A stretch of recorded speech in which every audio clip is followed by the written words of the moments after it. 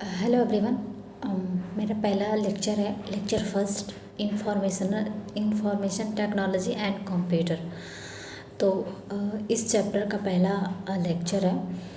इसमें पहला टॉपिक है संचार संकेतों का संप्रेषण। तो संचार देखेंगे, संचार संकेतों का संप्रेषण कैसे होता है। तो इसमें संचार संकेतों का जो संप्रेषण है वो दो प्रकारों से होता है, दो माध्यमों के द्वारा होता है। एक तो एनालॉग सिस्टम के द्वारा होता है, दूसरा डिजिटल सिस्टम के द्वारा। तो एनालॉग सिस्टम ये होता है कि एनालॉग सिस्टम में जब संचार संकेतों को संप्रेषित करने का प्रयास किया जाता है, संप्रेषण किया जाता है, तो उसमें जो है विद्युत धारा या फिर रेडियो तरंग जो होता है उसके माध्यम से जो है इसमें संचार संकेतों को संप्रेषित किया जाता है एनालॉग सिस्टम में। इसलिए जो है इसकी जो गुणवत्ता है, गोपनीयता है, सुरक्षा है, वो कम होता है एनालॉग सिस्टम का। लेकिन जब यही चीज़ जो है डिजिटल सिस्टम में किया जाता है, जब डिजिटल सिस्टम में संचार संकेतों का संप्रेषण किया जाता है, तो इसमें जो है जो आंकड़े होते हैं उसको बाइनरी आंकड़ों में बदलकर, बाइनरी कोड में बदलकर इसमें जो है संचार संकेतों का संप्रेषण किया जाता है। बाइनरी आंकड़ों में बदलकर फिर विद्युत धारा, रेडियो तरंगों के माध्यम से संप्रेषित किया जाता है। पहले इसमें आंकड़ों को जो है बाइनरी आंकड़ों में बदला जाता है ताकि उसकी सुरक्षा मजबूत हो, उसमें कोई जो है सुरक्षा के मामले में कोई उसमें जो है खामी ना हो।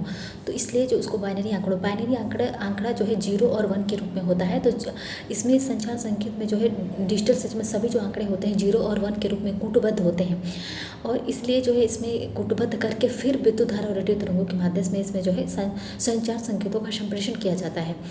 तो इसलिए जो है बाइनरी आंकड़ों में कूटबद्ध करने की वजह से इसकी जो गोपनीयता होती है, सुरक्षा होती है एंड गोपनीयता, सुरक्षा और जो गुणवत्ता होती है वो अधिक बढ़ जाता है।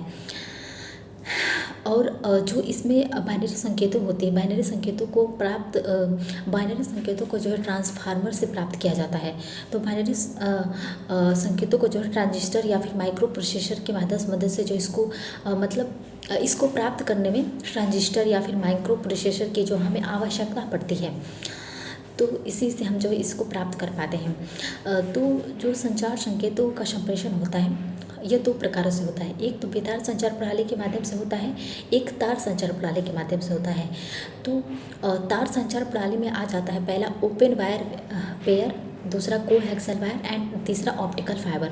एंड बेतार संचार प्रणाली में आ जाएगा माइक्रोवेव,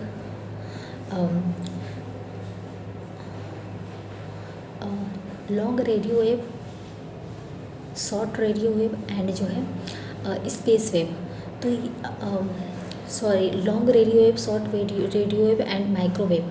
तो ये जो है 3 प्रकार जो है बेतार संचार प्रणालियों के हैं। तो जो तार संचार प्रणाली है, तार संचार प्रणाली बहुत इसका जो पहले प्रयोग जैसे जब हमारी जो है अर्थव्यवस्था एकदम पिछड़ी हुई थी, टेक्नोलॉजी के मामले में हम एकदम कुछ भी हमारे पास नहीं था, तब हम जो है तार संचार प्रणाली का प्रयोग करते थे। तो उस समय जो ओपन वायर पेयर है, ओपन वायर पेयर में जो है 2 तांबे के तार लिए जाते हैं, 2 समानांतर एक समान जो है तांबे के तार को लिया जाता है। इसमें ओपन वायर पेयर में 2 समानांतर तांबे के तार रहते हैं। इसका प्रयोग जो है पुराने समय में टेलीफोन और इंटरनेट में किया जाता था, ओपन वायर पेयर का। दूसरा है कोएक्सियल वायर। कोएक्सियल वायर में जो है इसमें इसका प्रयोग जो टीवी और इंटरनेट के लिए किया जाता है, कोएक्सियल वायर का। इसलिए जो है यह काफ़ी लोकप्रिय है, कोएक्सियल वायर काफ़ी लोकप्रिय है। तो इसका जो केंद्र होता है, मध्य होता है, इसमें जो है तांबे का तार लगा होता है और उसके चारों तरफ जो एल्युमिनियम का तार रहता है, तो हम इसी को कोएक्सियल वायर कहते हैं। इसलिए यह काफ़ी लोकप्रिय है क्योंकि इसका प्रयोग जो इंटरनेट और जो है टीवी में किया जाता है। एंड नेक्स्ट है ऑप्टिकल फाइबर। ऑप्टिकल फाइबर ये एक ऐसा बेतार संचार प्रणाली है जिसमें जो है सिलिका, उच्च कोटि की सिलिका और उच्च कोटि का प्लास्टिक से बना होता है। तो यह सिलिका और प्लास्टिक से एक बनी संरचना होती है ऑप्टिकल फाइबर। इसमें जो है आंकड़ों का जो संप्रेषण होता है, आंकड़ों को जो पहुंचाने का जो कार्य होता है वो प्रकाश और लेजर की मदद से जो है किया जाता है। तो प्रकाश और लेजर के माध्यम से इसमें आंकड़ों का संप्रेषण किया जाता है। इसमें कोई विद्युत धारा रेडियो तरंग का उपयोग नहीं किया जाता है संचार संकेतों के लिए। तो इसका जो है ये विशेषता है कि यह जो सामान्य तांबे के तार होते हैं जो कि जैसे दिखते हैं, तो ये सामान्य तांबे के तार जो कार्य करते हैं उसकी तुलना में कई गुना जो है संचार संकेतों का संप्रेषण कर सकता है। तो ये तांबे के तारों की तुलना में जो है कई गुना जो है सक्षम होता है संचार संकेतों का संप्रेषण करने में। इसलिए ये जो काफ़ी जो है एक अच्छी तकनीक, अच्छी प्रणाली हो जाती है, बेतार संचार प्रणाली हो जाती है। और इसमें प्रकाश और लेजर को जो है लेजर की जो प्राप्ति होती है एलईडी के द्वारा की जाती है। तो एलईडी जो बल्ब होते हैं और जो लेजर होता है उसमें जो है उसमें जो है एलईडी तो होता ही है। तो एलईडी की मदद से इसमें संचार संकेतों का संप्रेषण किया जाता है। एंड इसमें जो है विद्युत जैसी जो है कोई समस्या उत्पन्न नहीं होती है, क्योंकि जो है एक अपने आप में जो है ये ऊर्जा दक्ष प्रणाली होती है। इसमें कोई अलग से कोई ऊर्जा की हमें आवश्यकता नहीं पड़ती है, क्योंकि इसमें ऑलरेडी जो है एलईडी से लगे बल्ब एंड जो है लेज़र मौजूद होते हैं। तो इसमें अलग से हमें कोई ऊर्जा की आवश्यकता नहीं पड़ती है। तो ये इसमें एक खास बात होती है, यह एक प्रकाश दक्ष प्रणाली होती है। एंड ये जो है बहुत ही लंबी दूरी तक संचार संकेतों का जो है संचार संकेतों का संप्रेषण कर सकती है। एंड इसमें जो है कोई हमें अलग से यंत्र लगाने की आवश्यकता नहीं पड़ती है। इसलिए जो है मतलब ये अपने आप में जो है बस ऑप्टिकल फाइबर अपने आप में जो है लंबी दूरी तक संचार संकेतों का आदान प्रदान कर सकता है। इसमें कोई हमें अलग से यंत्र जोड़ना नहीं पड़ता है इसकी सहायता के लिए। अपने आप में जो है बहुत जो है क्या बोलते हैं, बहुत अपने आप में बहुत सक्षम होता है, अपने आप सक्षम होता है ये वो कार्य करने में। एंड ये जो है इसमें तकनीकी निवेश भी कम होता है। क्योंकि इसमें तकनीकी निवेश इसलिए कम होता है कि क्योंकि इसमें अलग से हमें कोई ऊर्जा की आवश्यकता नहीं पड़ती है, अलग से कोई यंत्र की इसमें सहायता देने की आवश्यकता नहीं पड़ती है। इसलिए ये जो है इसमें तकनीकी निवेश भी कम होता है। तो इसलिए जो है यह वजन के मामले में भी काफ़ी हल्का होता है और इसका प्रयोग करना काफ़ी मतलब इसका प्रयोग बहुत आसान होता है। तो इसके प्रयोग में भी कोई कठिनाई होती है, बहुत सरल होता है। एंड ये काफ़ी हल्का भी होता है। और इसका जो बनाने का जो लागत मूल्य होता है वो भी जो है तांबे के तार, open wire pair and coaxial wire से जो काफ़ी कम होता है। तो तांबे के तारों की तुलना में जो इसका जो लागत मूल्य होता है वो कम होता है। इसलिए जो है काफ़ी लोकप्रिय और काफ़ी आसान जो है बेतार संचार हो जाता है, बेतार संचार प्रणाली हो जाती है जो। तो इसका अधिक मात्रा में जो उपयोग किया जाता है। एंड नेक्स्ट है बेतार संचार प्रणाली में पहला है लॉन्ग रेडियो वेव, या फिर हम इसको ग्राउंड वेव भी कहते हैं। तो ये जो लॉन्ग रेडियो वेव है यह जो है बहुत अधिक तरंगदैर्ध्य की रेडियो वेव है। एंड इसमें तरंगदैर्ध्य की मात्रा अधिक होती है, जो पृथ्वी के जो है सतह पर ही जो है रहती है। पृथ्वी के सतह पर ही जो है यहाँ गमन करती है। और इसमें जो है बहुत मतलब सीमित जो क्षेत्र होता है, भौगोलिक क्षेत्र होता है, यह सीमित भौगोलिक क्षेत्र में जो है रेडियो तरंगों को संप्रेषित करती है, स्थापित करती है। तो इसमें ये बहुत अधिक जो है भौगोलिक क्षेत्रों को कवर नहीं कर पाता है लॉन्ग रेडियो वेव, या फिर इसको ग्राउंड वेव कहते हैं। क्योंकि जिस एरिया में लगाया जाता है, जिस एरिया में संप्रेषण के लिए लगाया जाता है, वो जो है उस भौगोलिक क्षेत्र तक ही जो है यह इसका पहुंच रहता है। एंड नेक्स्ट है शॉर्ट रेडियो वेव, या फिर हम इसको स्काई वेव भी कहते हैं। तो यह जो है बहुत कम तरंगदैर्ध्य वाली रेडियो वेव होती है, शॉर्ट रेडियो वेव, जो कि आयन मंडल जो होता है, आयन मंडल से टकरा कर जो वापस लौट आती है। एंड इसका प्रयोग जो है इसका प्रयोग जो है बहुत दूर के जो है रेडियो संचार के लिए किया जाता है।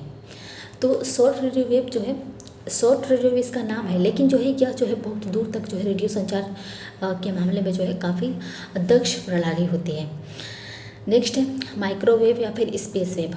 माइक्रोवेव स्पेस वेव भी इसको कहते हैं। तो यह आयन मंडल में जो है आयन मंडल को पार कर देती है, आयन मंडल को भेद देती है। आयन मंडल को भेद कर यह जो वेव है, धारा है, यह अंतरिक्ष में चला जाता है। तो अंतरिक्ष में चला जाता है और इसको हम उपग्रहों के द्वारा जो है इसको हम उपग्रहों के द्वारा हम इसको अंतरिक्ष में प्राप्त करते हैं। फिर इस पर इसका जो वेव होता है वो पृथ्वी पर प्रसारित किया जाता है। तो इसलिए जो है यह इसको हम स्पेस वेव कहते हैं। तो हमने देखा कुछ बेतार संचार प्रणालियाँ। हमारे पास और भी बेतार संचार प्रणालियाँ हैं, जैसे कि कुछ महत्वपूर्ण बेतार संचार प्रणालियाँ हैं, जैसे कि WiFi, LiFi, RFID, bluetooth and WhiteFi project, Loon, WiMAX. तो ये सब जो है कुछ महत्वपूर्ण बेतार संचार प्रणालियाँ हमारे पास हैं, जिसके बारे में पढ़ेंगे। तो पहले NFC को हम जो है नियर फील्ड कम्युनिकेशन भी कहते हैं। तो जो NFC होता है, NFC इसके माध्यम से जो इसका जो आवृत्ति होता है, इसकी आवृत्ति के माध्यम से जो है हम ज़्यादा दूरी तक नहीं, कुछ इंच की दूरी तक ही जो है हम बहुत कम ही मात्रा में जो है इसमें डिजिटल आंकड़ों का आदान प्रदान कर सकते हैं, किया जा सकता है। तो इसमें कुछ इंच की दूरी में और बहुत कम मात्रा में ही जो है इसमें रेडियो तरंगों का आदान प्रदान किया जाता है, रेडियो डिजिटल आंकड़ों का आदान प्रदान किया जाता है। एंड NFC जो होते हैं, NFC में जो है इसमें आंतरिक ऊर्जा के लिए, इसको चलाने के लिए या फिर बैटरी की कोई आवश्यकता नहीं होती है। तो इसमें जो है कोई हमें अलग से निवेश करने की आवश्यकता नहीं होती है ऊर्जा के लिए। तो इसलिए जो है यह रेडियो आवृत्तियों के द्वारा ही अपने जो है ऊर्जा का जो मांग होता है वो पूरा कर लेती है। तो इसमें रेडियो आवृत्ति जो होती है ये उसी के द्वारा अपने ऊर्जा अपने आप में ऊर्जा लेने की जो है क्षमता रखती है। तो इसका प्रयोग जो है मेट्रो, ट्रेन, बस आदि के जो है टिकट तथा इसका जो है कॉन्टैक्टलेस पेमेंट सिस्टम में भी इसका उपयोग किया जाता है NFC का। तो जब दो NFC आंकड़ों को जो है हम आपस में लाते हैं, तो जब हम दो NFC आंकड़ों को जब लाते हैं आपस में, तो ये अपने आप जो है करीब लाने पर जो है ये अपने आप में जो है संचार करने लगते हैं, कनेक्ट हो जाते हैं। तो इनको आपस में लाने पर जो है इन पर जो संचार संबंध होता है वो उत्पन्न हो जाता है। इसमें हमें कोई अलग से कांटेक्ट करने की इसमें आवश्यकता नहीं पड़ती है। तो इसीलिए इसमें हमें ब्लूटूथ की तरह कोई डिवाइस पेयरिंग की आवश्यकता नहीं पड़ती है। जब दो NFC यंत्रों को जब आपस में लाते हैं तो वो जो है अपने आप जो है आपस में कनेक्ट हो जाते हैं। तो इसी को हम NFC कहते हैं। नेक्स्ट है RFID को रेडियो फ्रीक्वेंसी ID भी कहते हैं। तो रेडियो फ्रीक्वेंसी इंफॉर्मेशन डाटा, तो RFID जो है यह NFC के ही जैसे समान रूप से छोटा एक जो है छोटा इलेक्ट्रॉनिक यंत्र होता है। तो NFC के ही जैसा होता है, लेकिन ये छोटा होता है, देखने में छोटा होता है, जिसमें जो है कुछ महत्वपूर्ण आंकड़ों को हम इसमें संग्रहित करके लगा कर हम इनको किसी व्यक्ति या फिर वस्तु की पहचान कर सकते हैं इसके द्वारा। तो हम किसी वस्तु और व्यक्ति की पहचान करने में जो इसका उपयोग करते हैं, तो इसमें इसके दो प्रकार होते हैं। एक तो RFID, एक तो एक्टिव RFID होता है। तो एक्टिव RFID जो होता है और एक पैसिव RFID होता है। तो एक्टिव RFID में ये होता है कि इसमें ऊर्जा के स्रोत के लिए हमें इसमें जो है बैटरी का प्रयोग करना पड़ता है। तो और यह जो है कुछ मीटर की दूरी तक ही यह जो है कार्य कर सकता है, जैसे 1 मीटर 2 मीटर ऐसे ही, मतलब कुछ मीटर, मिनिमम मीटर में ही जो है यह कार्य कर सकता है। जैसे कि वायरलेस जो कार होता है, वायरलेस कार में जो है एक्टिव RFID का प्रयोग किया जाता है। तो एंड जो पैसिव RFID होता है, तो जो पैसिव RFID होता है इसमें जो ऊर्जा, इसमें हमें ऊर्जा स्रोत की कोई आवश्यकता नहीं पड़ती है। तो यह जो है कुछ इंच की दूरी तक ही ये जो है कार्य कर सकता है। एंड जैसे कि hotel room, FASTag, shopping mall में वस्तुओं की पहचान करने में, तो यहाँ पर जो हमें RFID यंत्र का जो है प्रयोग करते हैं। नेक्स्ट है ब्लूटूथ जो होता है यह एक माइक्रोवेव पर आधारित जो है एक संचार संप्रेषण की जो एक प्रणाली होती है, माध्यम होता है। और यह जो है काफ़ी सरल और काफ़ी लोकप्रिय प्रणाली तकनीक है। तो यह माइक्रोवेव पर आधारित होती है तो और इसके द्वारा जो है लगभग हम 10 मीटर के दायरे में कई प्रकार के जो है डिजिटल जो यंत्र होते हैं, उपकरण होते हैं, जैसे मोबाइल, लैपटॉप इत्यादि जो होते हैं, हम इनको जो है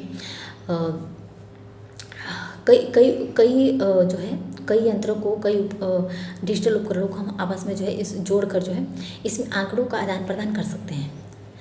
तो इसका जो प्रयोग है हम 10 मीटर के दायरे तक, अगर 10 मीटर से हम अधिक दूरी तक ले जाएं तो वो जो पेयरिंग है वो हट जाएगा, मतलब कनेक्ट हो जाएगा। तो इसके द्वारा जो है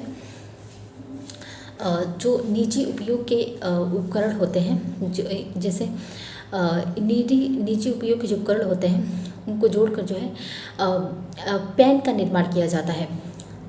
तो नेक्स्ट है वाईफाई को हम जो है वायरलेस फिडेलिटी भी कहते हैं, या फिर WLAN के नाम से भी जानते हैं। तो वाईफाई का 3 नाम है, wifi, wireless Fidelity and WLAN। तो इसके द्वारा हम 100 मीटर के दायरे में जो है 100 मीटर के दायरे तक जो है माइक्रोवेव के आधार पर हम जो बेतार संचार जो नेटवर्क होता है उसको हम ले सकते हैं, उसका हम आदान प्रदान कर सकते हैं, उसको स्थापित कर सकते हैं। तो ये भी माइक्रोवेव पर आधारित होती है। माइक्रोवेव पर आधारित एक संचार रूप से आंकड़ों का आदान प्रदान का एक माध्यम होता है। और इसके प्रयोग जो हम घर, ऑफिस, सार्वजनिक जो स्थान होते हैं उन पर जो है हम WLAN या फिर वाईफाई को जो है हम स्थापित कर सकते हैं। और इसके द्वारा जो है कई प्रकार के हम डिवाइसों को जो है आपस में कनेक्ट करके जो आंकड़ों का आदान प्रदान कर सकते हैं और उसका जो है हम लाभ उठा पाते हैं। तो वाईफाई नेटवर्क को जो है इसके लिए ये कोई ज़रूरी नहीं होता है कि हम इंटरनेट रहेगा तभी हम इसको कनेक्ट कर पाएंगे। इसको हम जो है बिना इंटरनेट के माध्यम, मतलब इसका विकास बिना इंटरनेट के माध्यम से ही किया गया था, लेकिन हम इसको जो है अब इंटरनेट के लिए भी कनेक्ट कर सकते हैं। तो इंटरनेट से भी जो हम इसको जोड़ सकते हैं। तो वाईफाई में ये नहीं है कि हम वाईफाई के लिए अब ऐसे यूज करते हैं कि नेट रहेगा तो हम किसी से वाईफाई ले लेंगे, नहीं, हम ऐसे भी बिना जो है नेटवर्क के भी हम इसको कनेक्ट कर सकते हैं। तो जो है 100 मीटर में के दायरे में जो है वाईफाई की जो है सेवा को हम ले सकते हैं, जिसको हम जो वाईफाई हॉटस्पॉट कहते हैं। तो इस जो वाईफाई है, वाईफाई का प्रयोग जो है अब काफ़ी लोकप्रिय हो गया है। हर जगह पर, ऑफिस, घर, हर जगह पर जो वाईफाई की सुविधा हमें प्राप्त होती है, जिसका हम जो है इंटरनेट के माध्यम से हम आंकड़ों का आदान प्रदान कर पाते हैं। तो नेक्स्ट है लाईफाई को जो हम लाइट फाइडेलिटी भी कहते हैं। इसको हम VLC, विजुअल लाइट कम्युनिकेशन के नाम से भी जानते हैं। तो इसका भी 3 नाम है। तो लाईफाई जो है यह एक बेतार संचार की प्रणाली तो है ही।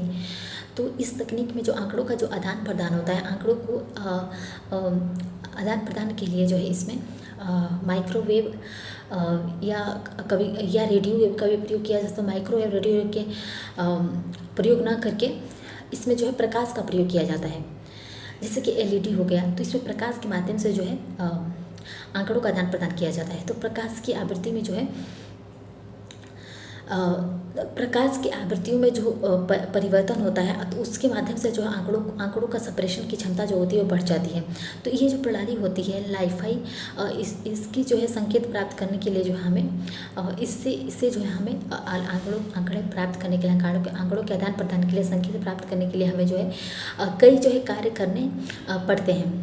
करने पड़ेंगे। जैसे कि LED जो होता है, LED के साथ हम डिजिटल उपकरणों को जोड़कर, तो हम LED के साथ जो है डिजिटल उपकरणों को जोड़ सकते हैं। उसको जोड़कर हम इंटरनेट आंकड़ों को जो है जो इंटरनेट आंकड़े होते हैं उसको जो प्रकाश में हम बदल सकते हैं। तो इस प्रकार हम LED को जो है डिजिटल उपकरण से जोड़ देते हैं।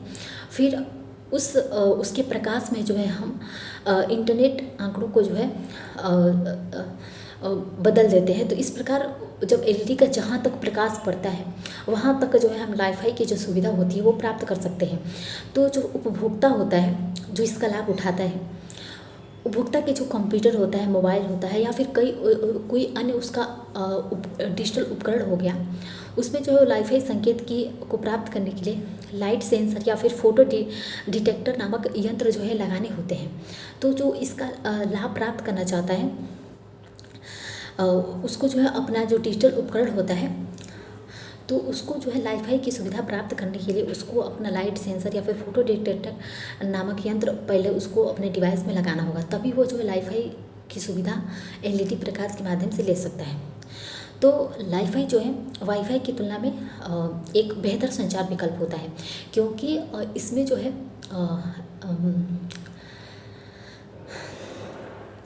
जैसे कि जो वाईफाई है, वाईफाई की जो संप्रेषण करने की जो क्षमता होती है वाईफाई की तुलना में जो है सैकड़ों गुना अधिक हो जाती है। तो इसका जो संप्रेषण जो होता है वो बहुत तीव्र गति से होता है। तो ये जब परीक्षण किया गया था तो जो वाईफाई है, वाईफाई से जो 224 Gbps की संप्रेषण क्षमता जो है प्राप्त की गई।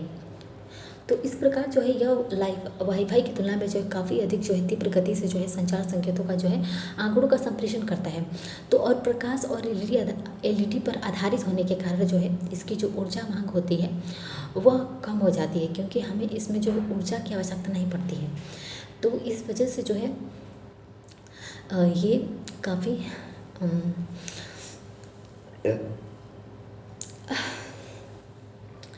और यह जो है और यह जो वाईफाई है वाईफाई की तुलना में वाईफाई जो है काफ़ी सुरक्षित होता है। तो यह अधिक सुरक्षा होता है क्योंकि इसमें हम प्रकाश तरंगें होती हैं जो कि अपारदर्शी होती है, अपारदर्शी अवरोध को पार नहीं कर पाती हैं।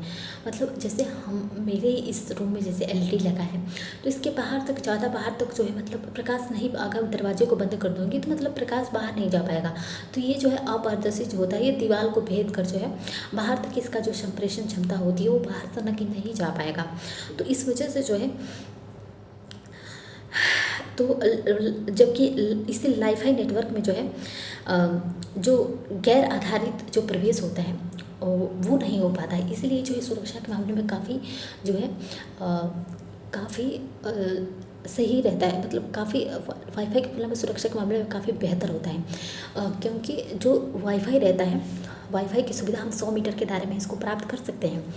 तो कभी कभी हमारा जो डिवाइस होता है वाईफाई ऑन करते हैं तो हमारे पे किसी और का जो है डिवाइस कनेक्ट हो जाता है अपने आप। तो ये जो है तो एक गैर आधारित प्रवेश होता है, तो इसमें जो है सुरक्षा नहीं होती है, क्योंकि अगर कोई व्यक्ति को पासवर्ड पता है तो वो 100 मीटर के दायरे में रहेगा तो भी इसका जो है लाभ उठा पाएगा।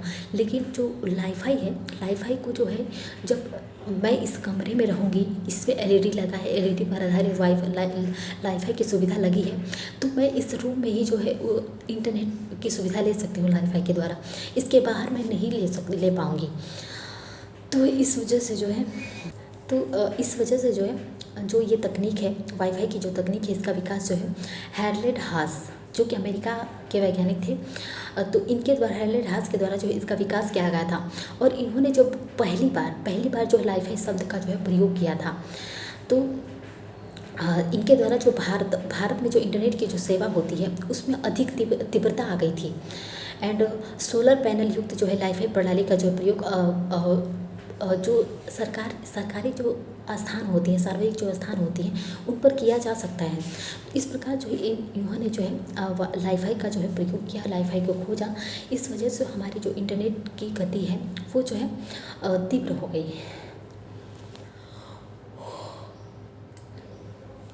नेक्स्ट है वाईफाई क्या होता है? तो वाईफाई जो है यह ज़मीनी टेलीविज़न प्रसारण होता है। तो ये ज़मीन पर जो टेलीविज़न का प्रसारण करता है, और यह जो ज़मीनी टेलीविज़न प्रसारण में जो आवृत्तियाँ होती हैं उससे जो है इंटरनेट की सुविधा देता है। तो ये जो है इंटरनेट की जब सेवा प्रदान करता है तो इसके लिए जो है इसमें एक तकनीक होता है। तो इस तकनीक की मदद से जो है जैसे कि भारत में जो है ज़मीनी टेलीविज़न प्रसारण की जो है लगभग 93% जो आवृत्तियाँ होती हैं, 93% जो है वो आवृत्ति अप्रयुक्त है, जिसे जो है टेलीविज़न वाइट स्पेस भी कहते हैं। तो इस प्रकार जमीनी टेलीविज़न प्रसारण में जो है वाईफाई का प्रयोग किया जाता है। तो जमीनी टेलीविज़न प्रसारण की जो है वर्तमान जो अवसंरचना है और टेलीविज़न वाइट स्पेस के प्रयोग से जो है 15 से 30 किलोमीटर के क्षेत्र में जो है उच्च क्षमता वाली इंटरनेट सेवा को जो है हम प्रदान कर सकते हैं। तो इसमें उच्च क्षमता वाली जो इंटरनेट सेवा को जो जोड़ा जाता है जमीनी टेलीविज़न प्रसारण के माध्यम से, और इस तकनीक का जो निवेश होता है अपेक्षाकृत बहुत कम होता है। इसमें बहुत अधिक जो है तकनीकी निवेश की जो आवश्यकता नहीं पड़ती है। एंड ऊर्जा के द्वारा जो इसमें जो है कम लागत पर ही जो है संचारण किया जा सकता है। तो इसमें बहुत कम लागत की आवश्यकता पड़ती है और इसमें अलग से कोई ऊर्जा की आवश्यकता नहीं पड़ती है। तो ये भी काफ़ी जो है सुविधाजनक और काफ़ी आसान हो जाता है इसका प्रयोग करना। और इस तकनीक का जो विकास है माइक्रोसॉफ्ट द्वारा किया गया था। तो माइक्रोसॉफ्ट द्वारा इसका विकास किया और माइक्रोसॉफ्ट के अनुसार इसका प्रयोग 1 अरब भारतीयों को जो है मुफ्त में इंटरनेट सेवा प्रदान किया जा सकता है। तो इस वजह से जो माइक्रोसॉफ्ट ने जो है इस तकनीक का विकास किया जिससे 1 अरब भारतीयों को जो मुफ्त में इंटरनेट की सेवा प्रदान किया जा सके। तो जब वैसी कोई स्थिति उत्पन्न हो जाएगी भारत में तो इंटरनेट को लेकर, तो इसका प्रयोग करके जो है लगभग 1 अरब भारतीयों को जो है मुफ्त इंटरनेट सुविधा प्रदान किया जा सकता है। नेक्स्ट है प्रोजेक्ट लून।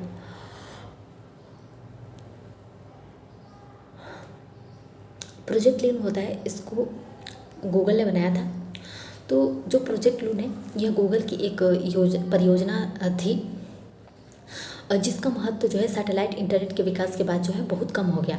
तो जब सैटेलाइट इंटरनेट का विकास हुआ तो प्रोजेक्ट लून की जो महत्ता है वो कम हो गई, क्योंकि वो जो है इससे अधिक गुणवत्ता वाली थी। और इस परियोजना का जो उद्देश्य होता है, जो है समताप मंडल जो है, जो कि हमारा दूसरा पेयर है वायुमंडल का, दूसरा जैसे क्षोभ मंडल समताप मंडल आयन मंगल, तो ये दूसरा स्थान है। एंड इसके द्वारा जो है समताप मंडल में 20 किलोमीटर की ऊंचाई पर जो है हम हीलियम गैस के गुब्बारे के प्रयोग से जो है तो हीलियम गैस के गुब्बारों के प्रयोग से हम जो है ज़मीन पर ही 40 किलोमीटर के दायरे में इंटरनेट को सेवा प्रदान कर सकते हैं। तो जो है हीलियम गैस के गुब्बारे को प्रयोग किया जाता है और उसके प्रयोग से समताप मंडल में हीलियम गैस के गुब्बारे छोड़े जाते हैं और उससे जो है हम लगभग 20 किलोमीटर के लगभग 40 किलोमीटर के जो ज़मीनी क्षेत्र होते हैं 40 किलोमीटर तक हम इंटरनेट सेवा प्रदान कर सकते हैं। तो हीलियम गैस के गुब्बारे तो देखा ही होगा आपने, जैसे कि वो होता है उसको हम पकड़ के जो है आसमान में उड़ सकते हैं। तो ये कभी मतलब खेल के क्षेत्र में भी ये किया जाता है एक। तो इसके द्वारा जो है दुर्गम और कई ऐसे सुदूर जो स्थान होते हैं उन पर जो इंटरनेट सेवाएं उत्पन्न कराई जा सकती है।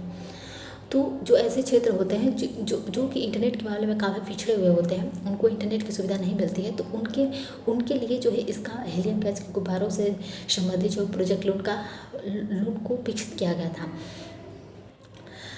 लेकिन वर्तमान में जो है प्रोजेक्ट लून को बंद कर दिया गया है। एंड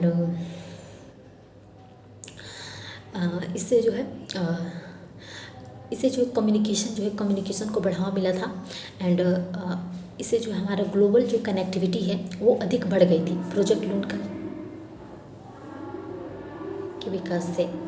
नेक्स्ट है वाईमैक्स जो है यह जो वाईफाई पर जो है एक बड़ा रूप होता है वाईफाई का।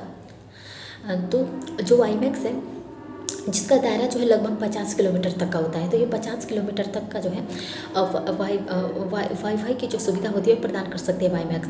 तो यह जो है 100 Mbps की जो है स्पीड से जो है इंटरनेट सेवा देता है। तो इसमें जो 100 Mbps से जो है अधिक का इंटरनेट सेवा दिया जा सकता है और इसके द्वारा जो पूरे शहर को जो है इंटरनेट सेवा उपलब्ध कराई जा सकती है। तो भारत में इस सेवा का जो संचालन होता है, जो कार्यकर्ता होता है वो BSNL के द्वारा किया जाता है। तो BSNL जो है वाईमैक्स की सुविधा जो होती है वो पूरे भारत में देता है। तो इसके द्वारा हम पूरे भारत को जो इंटरनेट की सेवा प्रदान कर सकते हैं। तो ये जो है काफ़ी वाईफाई पर ही आधारित जो है, लेकिन इसका जो संचार संप्रेषण का जो दायरा होता है वो अधिक होता है। तो ये पूरे विश्व भारत को जो है इंटरनेट की सुविधा दे सकती है। एंड नेक्स्ट है सैटेलाइट इंटरनेट। तो जो सैटेलाइट इंटरनेट है, गूगल प्रोजेक्ट लून के बाद जो है इसका विकास किया गया। तो इसके सैटेलाइट इंटरनेट में जो उपग्रहों की मदद से जो है इसमें विश्व स्तर पर जो इंटरनेट सेवा प्रदान किया जा सकता है। तो इसके दो प्रकार हैं, जैसे कि WLEO उपग्रहों के द्वारा और दूसरा जो GSO उपग्रहों के द्वारा। तो LEO उपग्रहों में जो है LEO उपग्रहों में जो उपग्रहों की जो संख्या होती है इसमें अधिक होती है और इसकी जो लेटेंसी होती है, कार्य करने की क्षमता होती है, वो कम होती है और इसमें जो है गेटवे टर्मिनल का जो है प्रयोग किया जाता है इसमें जो है इसकी सहायता के लिए। और इसके अंतरिक्ष प्रदूषण जो होता है वो अधिक होता है और इसकी सेवा की गुणवत्ता और निवेश जो होता है, सेवा गुणवत्ता बेहतर है और इसका निवेश भी अधिक होता है LEO उपग्रहों का। नेक्स्ट GSO उपग्रहों में जो है इनके उपग्रहों की संख्या इसमें कम होती है, लेकिन इसका लेटेंसी जो होता है वो अधिक होता है और यह जो है फिक्स्ड एंटीना का जो है इसमें प्रयोग किया जाता है एंड यह जो है बहुत कम प्रदूषण फैलाता है और एंड इसकी सेवा गुणवत्ता जो है वह कम है, सेवा गुणवत्ता इसकी जो है कम है। तो जो सैटेलाइट इंटरनेट है, सैटेलाइट इंटरनेट का जो है लाभ किसको मिला? तो सैटेलाइट इंटरनेट का लाभ ये हुआ कि बेहतर इंटरनेट जो है एक बेहतर और गुणवत्तापूर्ण इस इंटरनेट स्पीड जो है प्रदान करेगा लोगों को और इसकी जो बैंडविड्थ जो है बेहतर होगी और बेतार संचार जो विधि होती है, इसमें बेतार संचार विधि का प्रयोग किया जाएगा और सुदूर और जो दुर्गम क्षेत्र होते हैं जहाँ इंटरनेट की सुविधा नहीं मिलती है उन तक जो है इंटरनेट की सुविधा प्रदान करना इसका उद्देश्य होता है। और प्राकृतिक आपदा के बाद भी जो है यह कार्य कर सकता है। तो प्राकृतिक आपदा जो होता है उस समय जब इंटरनेट की सारी सुविधाएं बंद हो जाती हैं तो सैटेलाइट इंटरनेट के माध्यम से लोगों को इंटरनेट की सुविधा देने का प्रयास किया जाता है। इसके नकारात्मक पक्ष भी हैं, जैसे कि इसकी स्पीड जो है 5G से कम होती है और इसकी कुछ स्थितियों में जो है इसकी लेटेंसी जो है अधिक हो जाती है एंड इसको जो है स्थापित करने का जो खर्च होता है वो अधिक होता है। इसको स्थापित करना जो है किसी मामूली कंपनी की बस की बात नहीं होती है और इस पर सौर आंधी और स्थानीय जो मौसम होता है उसका प्रभाव पड़ सकता है। तो सौर आंधी की स्थिति में जो है इसकी जो सुविधा होती है वो बंद हो सकती है। तो इस वजह से इसके कुछ नकारात्मक पक्ष भी हैं और सैटेलाइट इंटरनेट के जो कुछ महत्वपूर्ण प्रोजेक्ट और कंपनियां हैं, जैसे कि पहला है हग्स कम्युनिकेशन इंडिया HCI। तो यह जो है इसरो के सहयोग से इसका विकास 2022 में जो सेवा प्रदान कर रही 2022 से सेवा प्रदान कर रही है इसरो की मदद से एंड इसमें जो है जो सामान्य संचार प्रणालियाँ होती हैं उपग्रह और इस फिक्स्ड एंटीना का प्रयोग किया जाता है। तो इसमें संचार प्रणालियों के लिए उपग्रह का प्रयोग किया जाता है। नेक्स्ट है वनवेब को जो है हम पार्टनरशिप UK गवर्नमेंट प्लस भारतीय ग्लोबल इंडिया के द्वारा जो है वनवेब का विकास किया गया था एंड यह जो है विश्व स्तर पर जो है LEO में स्थापित ग्रहों के द्वारा इंटरनेट की सेवा प्रदान करता है। तो LEO उपग्रहों में स्थापित होता है ये और इसका जो प्रथम भाग होता है, प्रथम जो चरण होता है उसमें लगभग 150 LEO उपग्रहों को जो है यह प्रमोचित करता है एंड इसमें जो है इसरो ने अपने जो है MBL 3 के द्वारा जो है इस कंपनी को प्रमोशन सेवाएं जो है उपलब्ध करा रहा है। तो 2003 से ही यह जो है सुविधा प्रदान कर रहा है एंड नेक्स्ट कंपनी है स्टारलिंक। तो स्टारलिंक जो कंपनी है इस कंपनी के द्वारा जो लगभग 3600 उपग्रहों को जो है हम LEO में स्थापित किया गया है। इसमें लगभग 3600 और जिसके द्वारा ये जो 40 देशों को जो इंटरनेट की सेवा प्रदान कर रहे हैं। तो इसलिए जो स्टारलिंक कंपनी के द्वारा इसका विकास किया गया सैटेलाइट इंटरनेट का एंड भविष्य में उपग्रहों की संख्या बढ़ाकर जो है 12,000 और अगले चरण में जो है 42,000 तक की जाएगी, जिससे ये जो है लगभग पूरे विश्व को जो है यह इंटरनेट की सुविधा प्रदान करने में जो है सक्षम हो पाएगा। तो ये स्टारलिंक ने बनाया है एंड नेक्स्ट रिलायंस जियो जो कंपनी है इसने जो है यूरोपीय उपग्रह होता है, यूरोपीय उपग्रहों पर आधारित जो इंटरनेट सेवा प्रदान करती है एंड यह कंपनी जो है SES के साथ जो है वार्ता किया है। तो SES से मिलकर जो है यह कई देशों को जो है मिलकर जो इंटरनेट सेवा प्रदान करने में जो है यह की कोशिश कर रही है। एंड भविष्य में जो है रिलायंस जो जियो है यह भविष्य में पूरे विश्व स्तर पर वैश्विक स्तर पर जो इंटरनेट की सेवा प्रदान करेगा। नेक्स्ट टाटा ने जो है कनाडा की कंपनी जो है टेलीसेट के साथ जो है वार्ता किया समझौता किया, जिसके द्वारा जो है 2024 तक जो सैटेलाइट सेवा प्रदान किया जाएगा इसके द्वारा। तो इस प्रकार जो है कई कंपनियां जो है सैटेलाइट इंटरनेट को विकसित कर रही हैं, जो कि काफ़ी महंगी कंपनियां हैं, क्योंकि इसका जो लागत होता है वो बहुत अधिक होता है।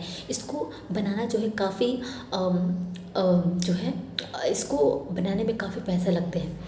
नेक्स्ट है मोबाइल टेलीफोनी या फिर सेलुलर फ़ोन टेक्नोलॉजी। तो ये जो है मोबाइल संचार के अंतर्गत किसी बड़े भौगोलिक क्षेत्र को जो है छोटे छोटे सेल में जो है बांट दिया जाता है। तो छोटे छोटे भूखंडों में यानी सेल के रूप में बांट दिया जाता है, जिसे BTS कहते हैं। और उस बड़े भौगोलिक क्षेत्र को जो है टेलीकॉम सर्कल कहते हैं, जिसको जो छोटे छोटे सेल्स में बांटा जाता है। तो मोबाइल आंकड़ों का संप्रेषण जो होता है BTS के नेटवर्क के द्वारा जो है स्थापित किया जाता है, जिसका नियंत्रण जो है MSC के द्वारा जो है किया जाता है। तो BTS मतलब बेस ट्रांसाइंस स्टेशन एंड MSC मतलब master switching station control centre. तो ये जो है इस पर जो है किसी भौगोलिक क्षेत्र को छोटे छोटे टुकड़ों में बांटकर उसको जो BTS की मदद से जो उसमें इंटरनेट की सेवा देने की कोशिश की जाती है।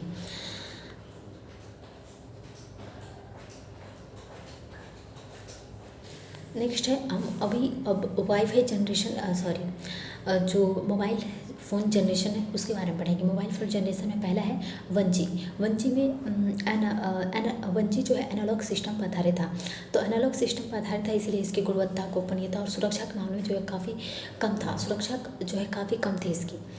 एंड यह एक जो है ध्वनि पर केंद्रित सेवा थी, ध्वनि पर आधारित थी। एंड जो है इसका जो आंकड़ा संप्रेषण का जो क्षमता था वो कम था, तो इसलिए जो है ये ध्वनि पर आधारित थी और इसका आंकड़ा संप्रेषण क्षमता बहुत कम था। इसमें जो नेटवर्क्स नहीं होते थे। हम इससे जो है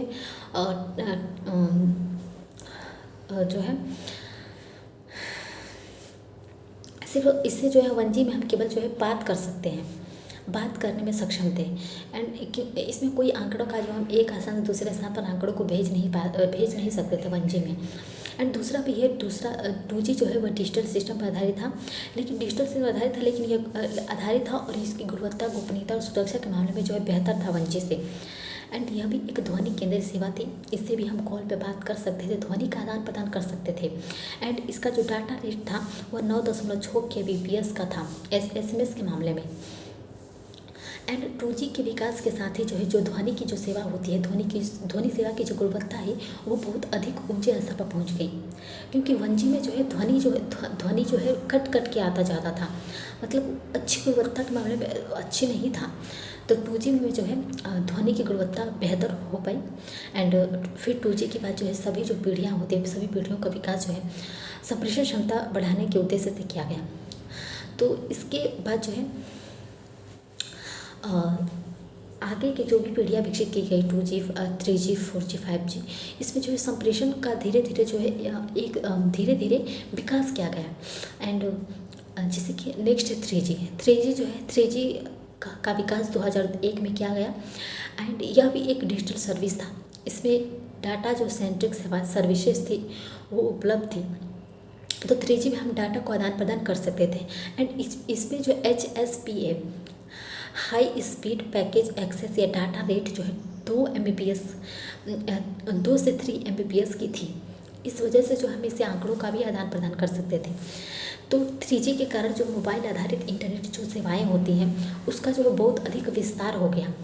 तो मोबाइल पर आधारित इंटरनेट सेवाओं का जो है विकास हो गया। और इसके दौरान जो है हम व्हाट्सअप, सोशल मीडिया और इंटरनेट वॉइस जो कॉल होता है वो काफ़ी लोकप्रिय हो गया, क्योंकि हम व्हाट्सअप पर जो है इससे जो है हम वॉइस कॉल भी कर सकते हैं। तो 3G के द्वारा जो है ये धीरे धीरे जो है हर जनरेशन में जो है धीरे धीरे विकास होता चला गया संप्रेषण क्षमता के मामले में। एंड और फिर इसके बाद जो 3G के बाद जो 4G आया, 4G में जो है 4G का विकास 2011 में किया गया। एंड यह भी एक डिजिटल सिस्टम पर आधारित था, जिसके यह भी एक डाटा सेंट्रिक सेवा थी। एंड इसमें जो टेक्नोलॉजी है LTE का प्रयोग किया गया है, लॉन्ग टर्म इवोल्यूशन, जो कि ये जो 100 Mbps की जो है 100 Mbps तक का जो है यह डाटा का रेट था इसका।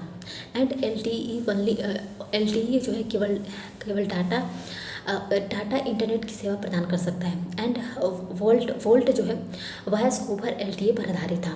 तो इस प्रकार जो 4G में जो है संप्रेषण के मामले में जो 3G के मामले में काफ़ी गुणवत्तापूर्ण हो गया, क्योंकि इसमें Mbps की जो मात्रा है वो बढ़ गई, जिससे जो आंकड़ों का आदान प्रदान करना जो है मतलब इसमें कोई देरी नहीं होती थी। आंकड़ों का आदान प्रदान जो है बहुत फास्ट तरीके से होने लगा। तो ये 4G जो है पूरी तरह से इंटरनेट पर आधारित एक सेवा है। इसमें जो एक ही इंटरनेट पर इसमें ध्वनि संकेत और इंटरनेट संकेत जो है स्थापित किया जाता है। मतलब एक ही साथ हम जो है इंटरनेट का प्रयोग करके जो हम ध्वनि का भी प्रयोग कर सकते हैं और इंटरनेट का भी प्रयोग कर सकते हैं। जैसे कि हम 4G, जैसे मेरा ही 4G फ़ोन है, तो मैं कॉल पे भी बात करती हूँ और मैं इंटरनेट भी चला लेती हूँ, व्हाट्सएप चला लूँगी या कुछ भी। तो ये जो है इसमें एक सुविधा आया, क्योंकि नहीं तो 3G में जो है हम एक ही काम कर सकते हैं, या फिर हम इंटरनेट का प्रयोग करेंगे या फिर हम कॉल पे बात करेंगे। तो लेकिन 4G में ये ऐसा नहीं रहा। तो इसमें जो है जो समानांतर वॉइस नेटवर्क की हुए इसमें कोई आवश्यकता नहीं होती थी। तो इस वजह से जो है ये जो है 4G 3G के मामले में जो है संप्रेषण के मामले में जो है काफ़ी गुणवत्तापूर्ण हो गया। एंड नेक्स्ट है 5G में जो है मोबाइल तकनीक की जो है यह एक नई पीढ़ी है। तो मोबाइल तकनीक की नवीनतम पीढ़ी है, इसका विकास जो 4G या फिर हम LTE भी कह सकते हैं,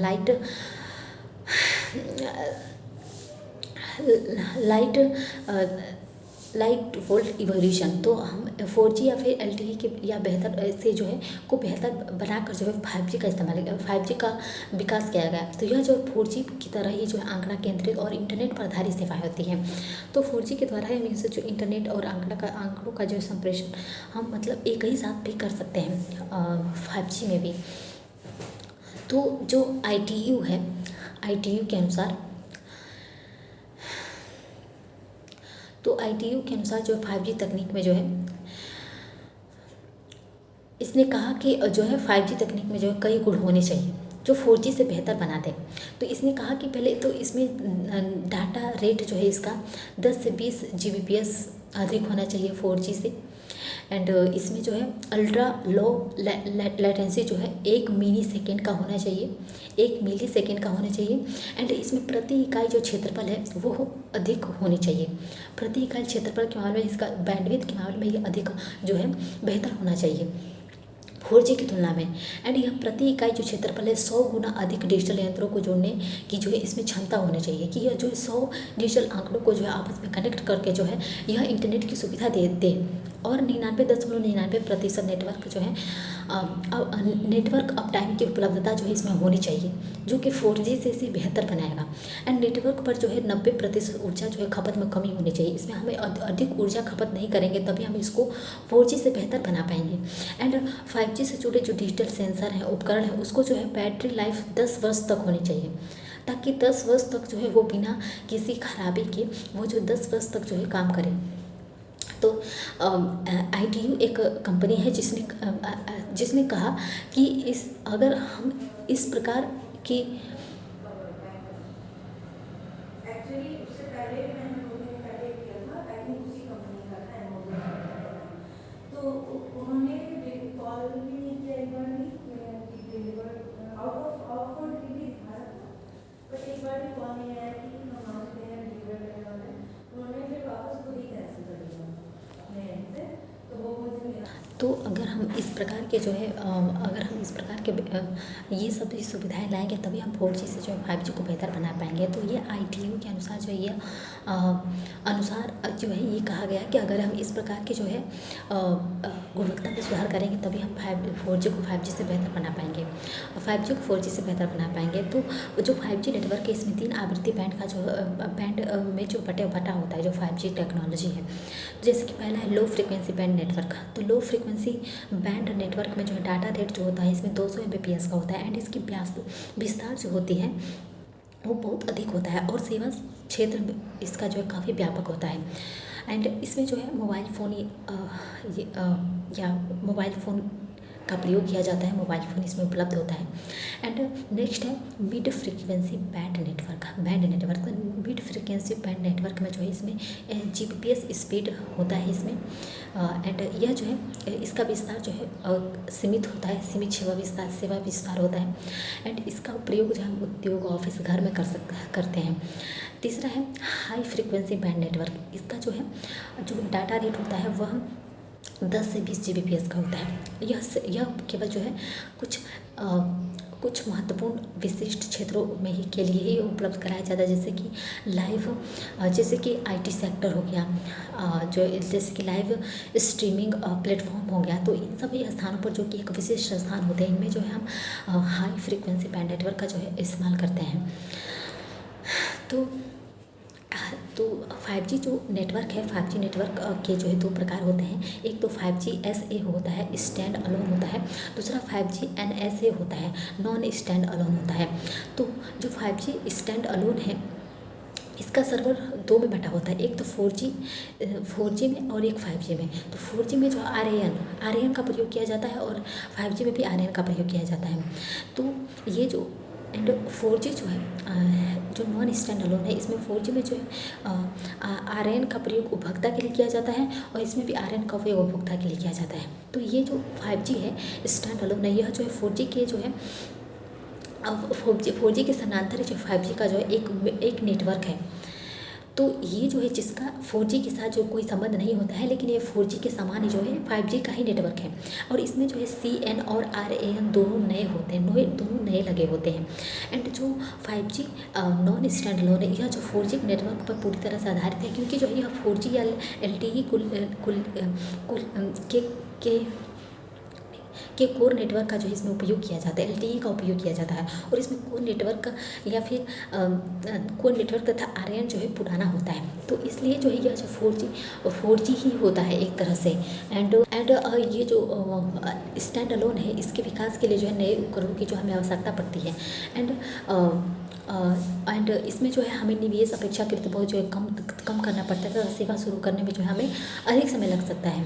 तो इस वजह से जो है इसमें जो स्टैंड अलोन है, इसमें हमें जो अधिक जो है सेवा गुणवत्ता की आवश्यकता पड़ती है। एंड भविष्य में जो है ये जो नेटवर्क है, इस नेटवर्क पर जो है 5G की जो है पूर्ण क्षमता प्राप्त कर लेंगे। एंड जो नॉन स्टैंड अलोन है, इसका जो शुरुआती जो निवेश होता है वो कम है और इससे जो है कम समय में जो है सेवा शुरू की जा सकती है।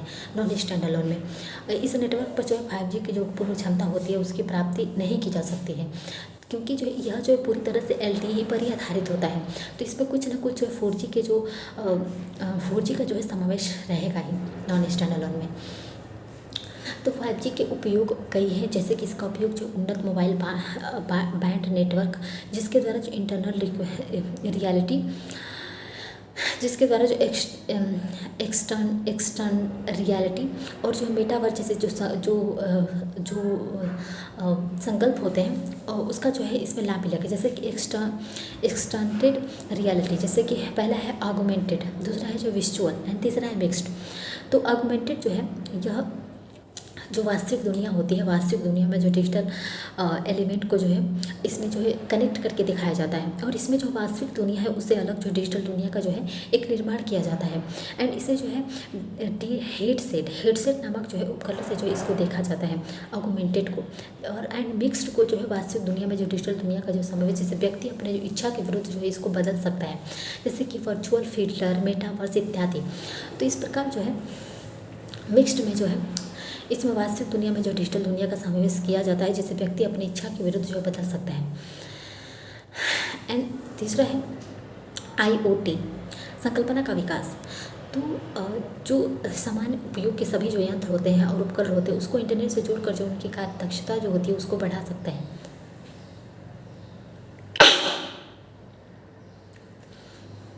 नेक्स्ट है 4W world wide wireless web की संकल्पना का विकास। तो जो पूरे विश्व में जो है उच्च क्षमता वायरलेस इंटरनेट की जो सुविधा प्रदान करेगा।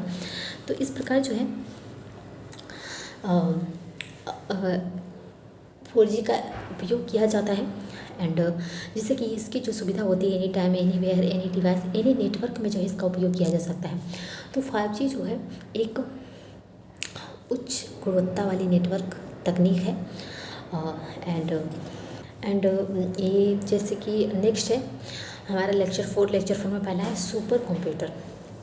तो इसमें जो है इसमें कंप्यूटर टेक्नोलॉजी के बारे में पढ़ेंगे, न्यू एज कंप्यूटर टेक्नोलॉजी। तो पहला है सुपर कंप्यूटर। जो सुपर कंप्यूटर ये जो सामान्य नेटवर्क होते हैं हमारे, तो सुपर कंप्यूटर की क्षमता जो है एक जो सामान्य कंप्यूटर होती है उससे जो है 1000 गुना तक जो है इसकी अधिक होती है।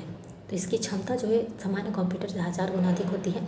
एंड यह जो है जो प्रोसेसिंग का सिद्धांत होता है, जो सामान्य प्रोसेसिंग का सिद्धांत होता है उस पर जो है कार्य करता है। तो इसके जो है कोई अलग से प्रोसेसिंग का सिद्धांत इसमें नहीं जोड़ा जाता और इसमें जो है हजारों जो है प्रोसेसर समानांतर क्रम में जो है इसमें लगे होते हैं, जिससे हम सुपर कंप्यूटर के द्वारा जो अत्यधिक मात्रा में जो आंकड़ों की गणना बहुत कम समय में ही जो है इसमें कर सकते हैं। तो ये जो सुपर कंप्यूटर जो है सामान्य कंप्यूटर के मामले में जो है अधिक जो है टेक्नोलॉजी पर आधारित होता है। एंड सुपर कंप्यूटर जो हजारों प्रोसेसिंग इकाइयों का जो है एक समूह होता है। तो इसमें जो कई प्रोसेसिंग इकाइयाँ जुड़ी होती हैं एंड जो काफ़ी अधिक जो है जगह लेता है। तो सुपर कंप्यूटर जो है एक भारी भरकम जो होता है जिसको रखने के लिए यहाँ पे काफ़ी जगह की भी आवश्यकता पड़ती है और इसकी जो ऊर्जा की मांग होती है वो भी काफ़ी अधिक होती है। इसमें जो अधिक ऊर्जा की खपत होती है सुपर कंप्यूटर में, लेकिन क्योंकि जो इसमें बहुत हज़ारों की संख्या में प्रोसेसिंग जो है इकाइयों को जोड़ा जाता है एंड सुपर कंप्यूटर की जो गणना होती है, जो गणना क्षमता होती है उसको जो है FLOPS इकाई में जो है मापा जाता है, floating point operations for second पर सेकेंड। तो हम इस जो है FLOPS में जो है इसकी इकाई को जो हम मापते हैं। तो सुपर कंप्यूटर के जो कई उपयोग भी है, जैसे कि सुपर कंप्यूटर एक जो है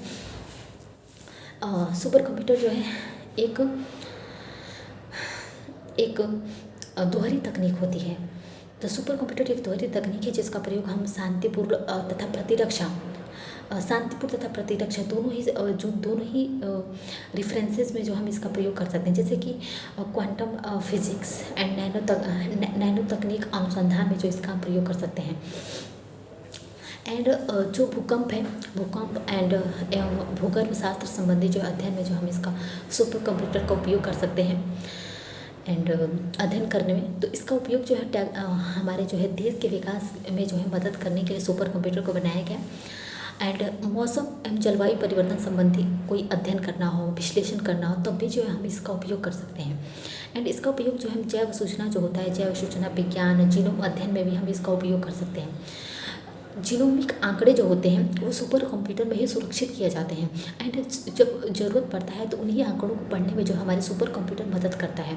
तो सुपर कंप्यूटर के माध्यम से हम उन आंकड़ों को एनालिसिस कर सकते हैं, अध्ययन कर सकते हैं, विश्लेषण कर सकते हैं और इसके द्वारा जो हम नई दवाएं होती हैं उनको जो है और टीके होते हैं उनको हम खोज सकते हैं सुपर कंप्यूटर के द्वारा। एंड इसमें जो परमाणु भट्टी होता है, परमाणु जो हथियार होता है उसके निर्माण और परीक्षण में जो है यह काफ़ी जो है निर्माण करने और परीक्षण के मामले में जो काफ़ी यह जो है लोकप्रिय होता है।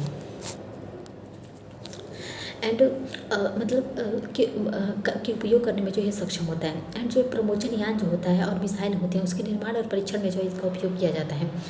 एंड विभिन्न जो शैक्षणिक संस्थानें होती हैं तो उन शैक्षणिक संस्थानों में मुक्त अनुसंधान को जो बढ़ावा देने में जो है इसका उपयोग किया जाता है। तो इस प्रकार जो है यह काफ़ी इसका उपयोग हमारी टेक्नोलॉजी के मामले में, हमारी अर्थव्यवस्था देश के मामले में जो इसका उपयोग किया जाता है। तो विभिन्न प्रकार के जो आभासी सत्यता के निर्माण और जो उसके द्वारा परीक्षण मॉडल का विकास करने में जो इसका उपयोग किया जाता है। तो सुपर कंप्यूटर को कई जो है ऐसे मामलों में इसका उपयोग संभव है जिसका जो है कोई सामान्य कंप्यूटर कभी नहीं कर पाएगा। तो इसके द्वारा जो किसी देश की जो जनसंख्या होती है उससे प्राप्त हम विभिन्न प्रकार के आंकड़ों का जो अध्ययन और विश्लेषण कर सकते हैं। तो इसमें जो है किसी भी प्रकार के आंकड़ों को जो है हम पढ़ सकते हैं, किसी भी प्रकार के आंकड़ों का विश्लेषण कर सकते हैं, अध्ययन कर सकते हैं। तो इसलिए जो सुपर कंप्यूटर को बनाया गया क्योंकि ये जो सुपर कंप्यूटर कार्य करता है ये सामान्य कंप्यूटर नहीं कर पाता है। तो अब हम जो है सुपर कंप्यूटर का विकास के बारे में पढ़ेंगे। सुपर कंप्यूटर का विकास कैसे हुआ था।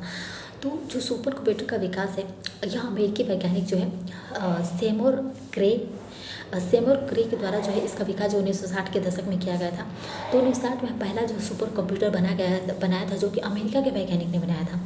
एंड भारत में इसके विकास के लिए जो 1988 में जो है सीटेक जो कि पुणे में एक कंपनी है, सीटेक की स्थापना की गई। इसके सुपर कंप्यूटर को बनाने के लिए सीटेक कंपनी की स्थापना की गई। एंड जिसकी जो है संस्थापक जो है अध्यक्ष डॉक्टर विजय भटकल को बनाया गया।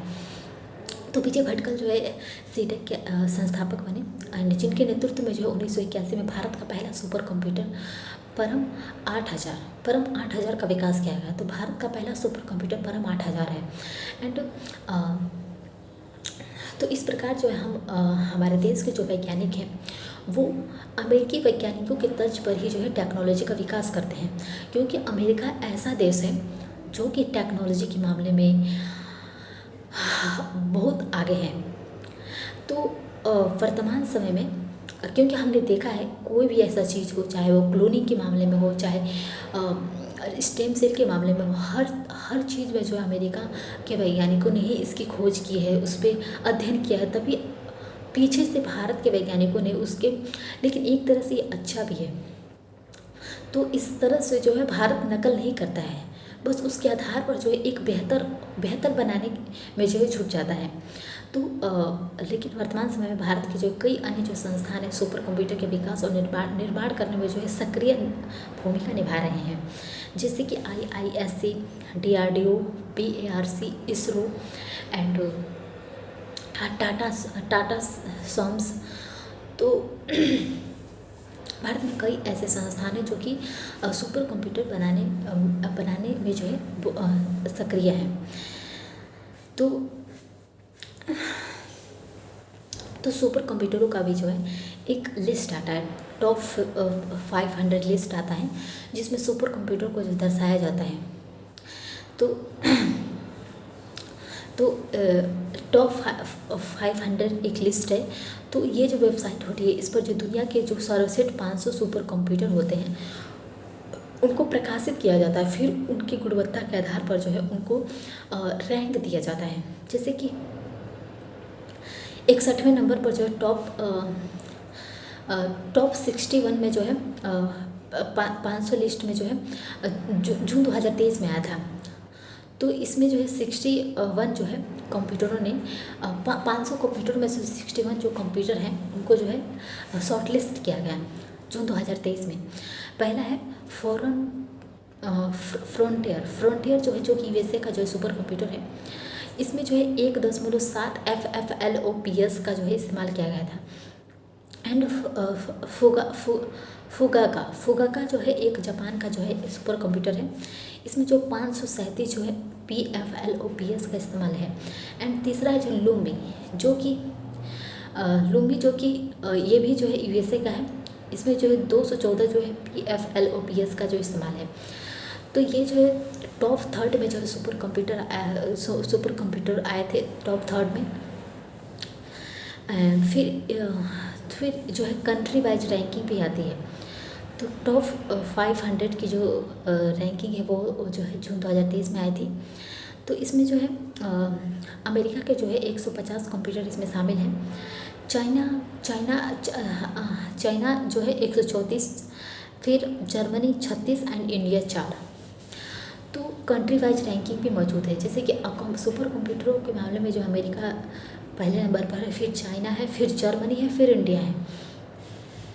तो इस प्रकार जो इंडिया के पास मात्र 4 ही सुपर कंप्यूटर मौजूद हैं जो कि अधिक उच्च गुणवत्ता वाले हैं। तो भारत में जो कंप्यूटर है, कंप्यूटर के संदर्भ में इसके जो शुरुआती विकास है संतोषजनक था। इसका जो शुरू में जब विकास किया जा रहा था कंप्यूटर्स का तो वो संतोषजनक था, लेकिन धीरे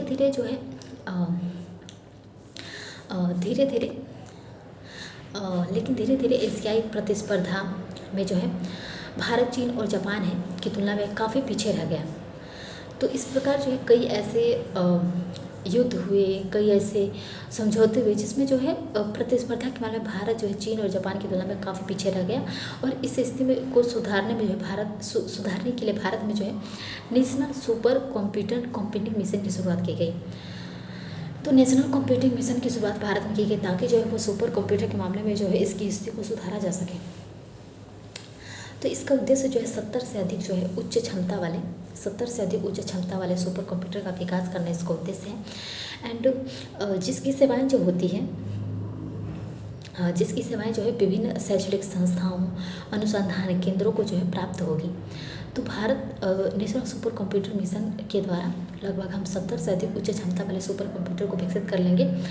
एंड जिसके लिए हम सुपर कंप्यूटर को ग्रिड नेटवर्क के द्वारा नेशनल नॉलेज नेटवर्क में जो है से जोड़ा जाएगा। तो ग्रिड नॉलेज नेटवर्क से जोड़कर जो हम सुपर कंप्यूटर का विकास अधिक उच्च क्षमता वाले कंप्यूटर के जैसा कर पाएंगे।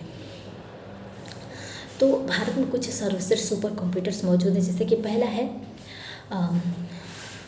ऐरावत सुपर कंप्यूटर है जो कि सीडैक के द्वारा विकसित किया गया, सीडैक कंपनी के द्वारा। एंड इसके द्वारा विकसित किया गया। एंड टॉप 500 में इसका स्थान जो है 75 पर है। और यह 13 PFLPS की जो है उच्च क्षमता वाला कंप्यूटर है। एंड यह जो है ऐरावत जो है यह AI पर आधारित जो है आर्टिफिशियल इंटेलिजेंस पर आधारित जो एक सुपर कंप्यूटर है, जिसका प्रयोग जो है हम शैक्षणिक संस्थानों के द्वारा जो है कई प्रकार के जो है शैक्षणिक संस्थानों का उपयोग करके हम कई प्रकार के वैज्ञानिक प्रयोग में जो है इसका प्रयोग कर सकते हैं। तो इस प्रकार जो है ऐरावत जो है पहला सुपर कंप्यूटर भारत का है जो कि इतनी गुणवत्ता वाला और उच्च क्षमता वाला है। नेक्स्ट है दूसरा है परम सिद्धि भी जो है एक AI टेक्नोलॉजी पर आधारित है। इसका भी विकास सीडैक कंपनी ने किया।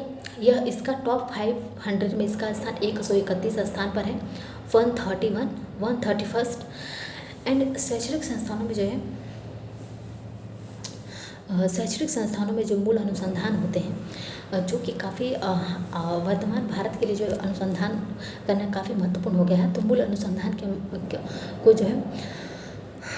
अनुसंधान को अधिक गुणवत्तापूर्ण बनाने के लिए, उसको अधिक सुविधाएं प्रदान करने के लिए जो है इसका परम सिद्धि कंप्यूटर को विकसित किया गया, जो कि एक उच्च क्षमता वाले जो है कंप्यूटर है। एंड नेक्स्ट है तीसरा है प्रत्यूष जो है इसका विकास जो IITM पुणे ने इसका विकास किया। एंड यह जो Indian institute of tropical metrology के द्वारा जो है विकसित किया गया, Indian institute of tropical metrology. इसका टॉप 500 में जो स्थान है 169 पर है।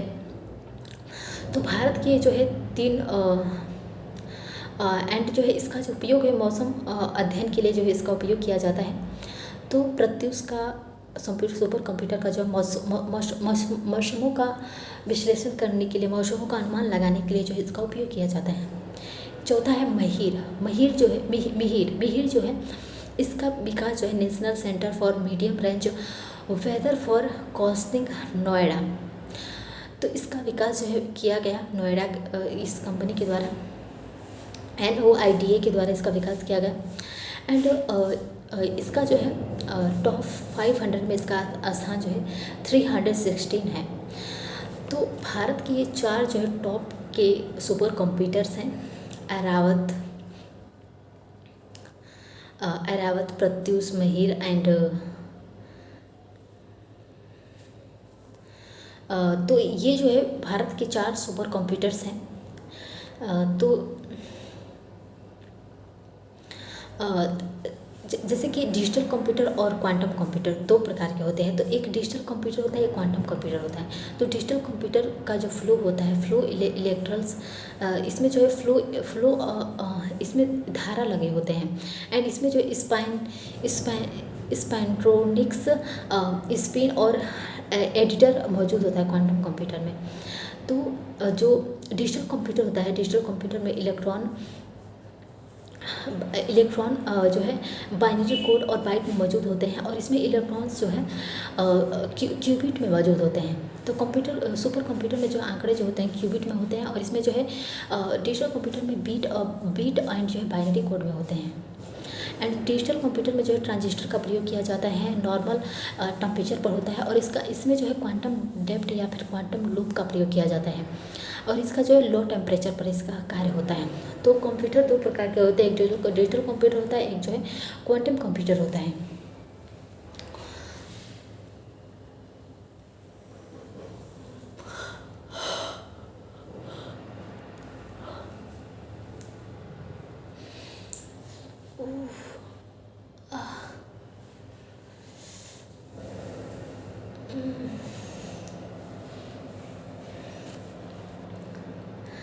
तो जो क्वांटम कंप्यूटर है, क्वांटम कंप्यूटर जो है,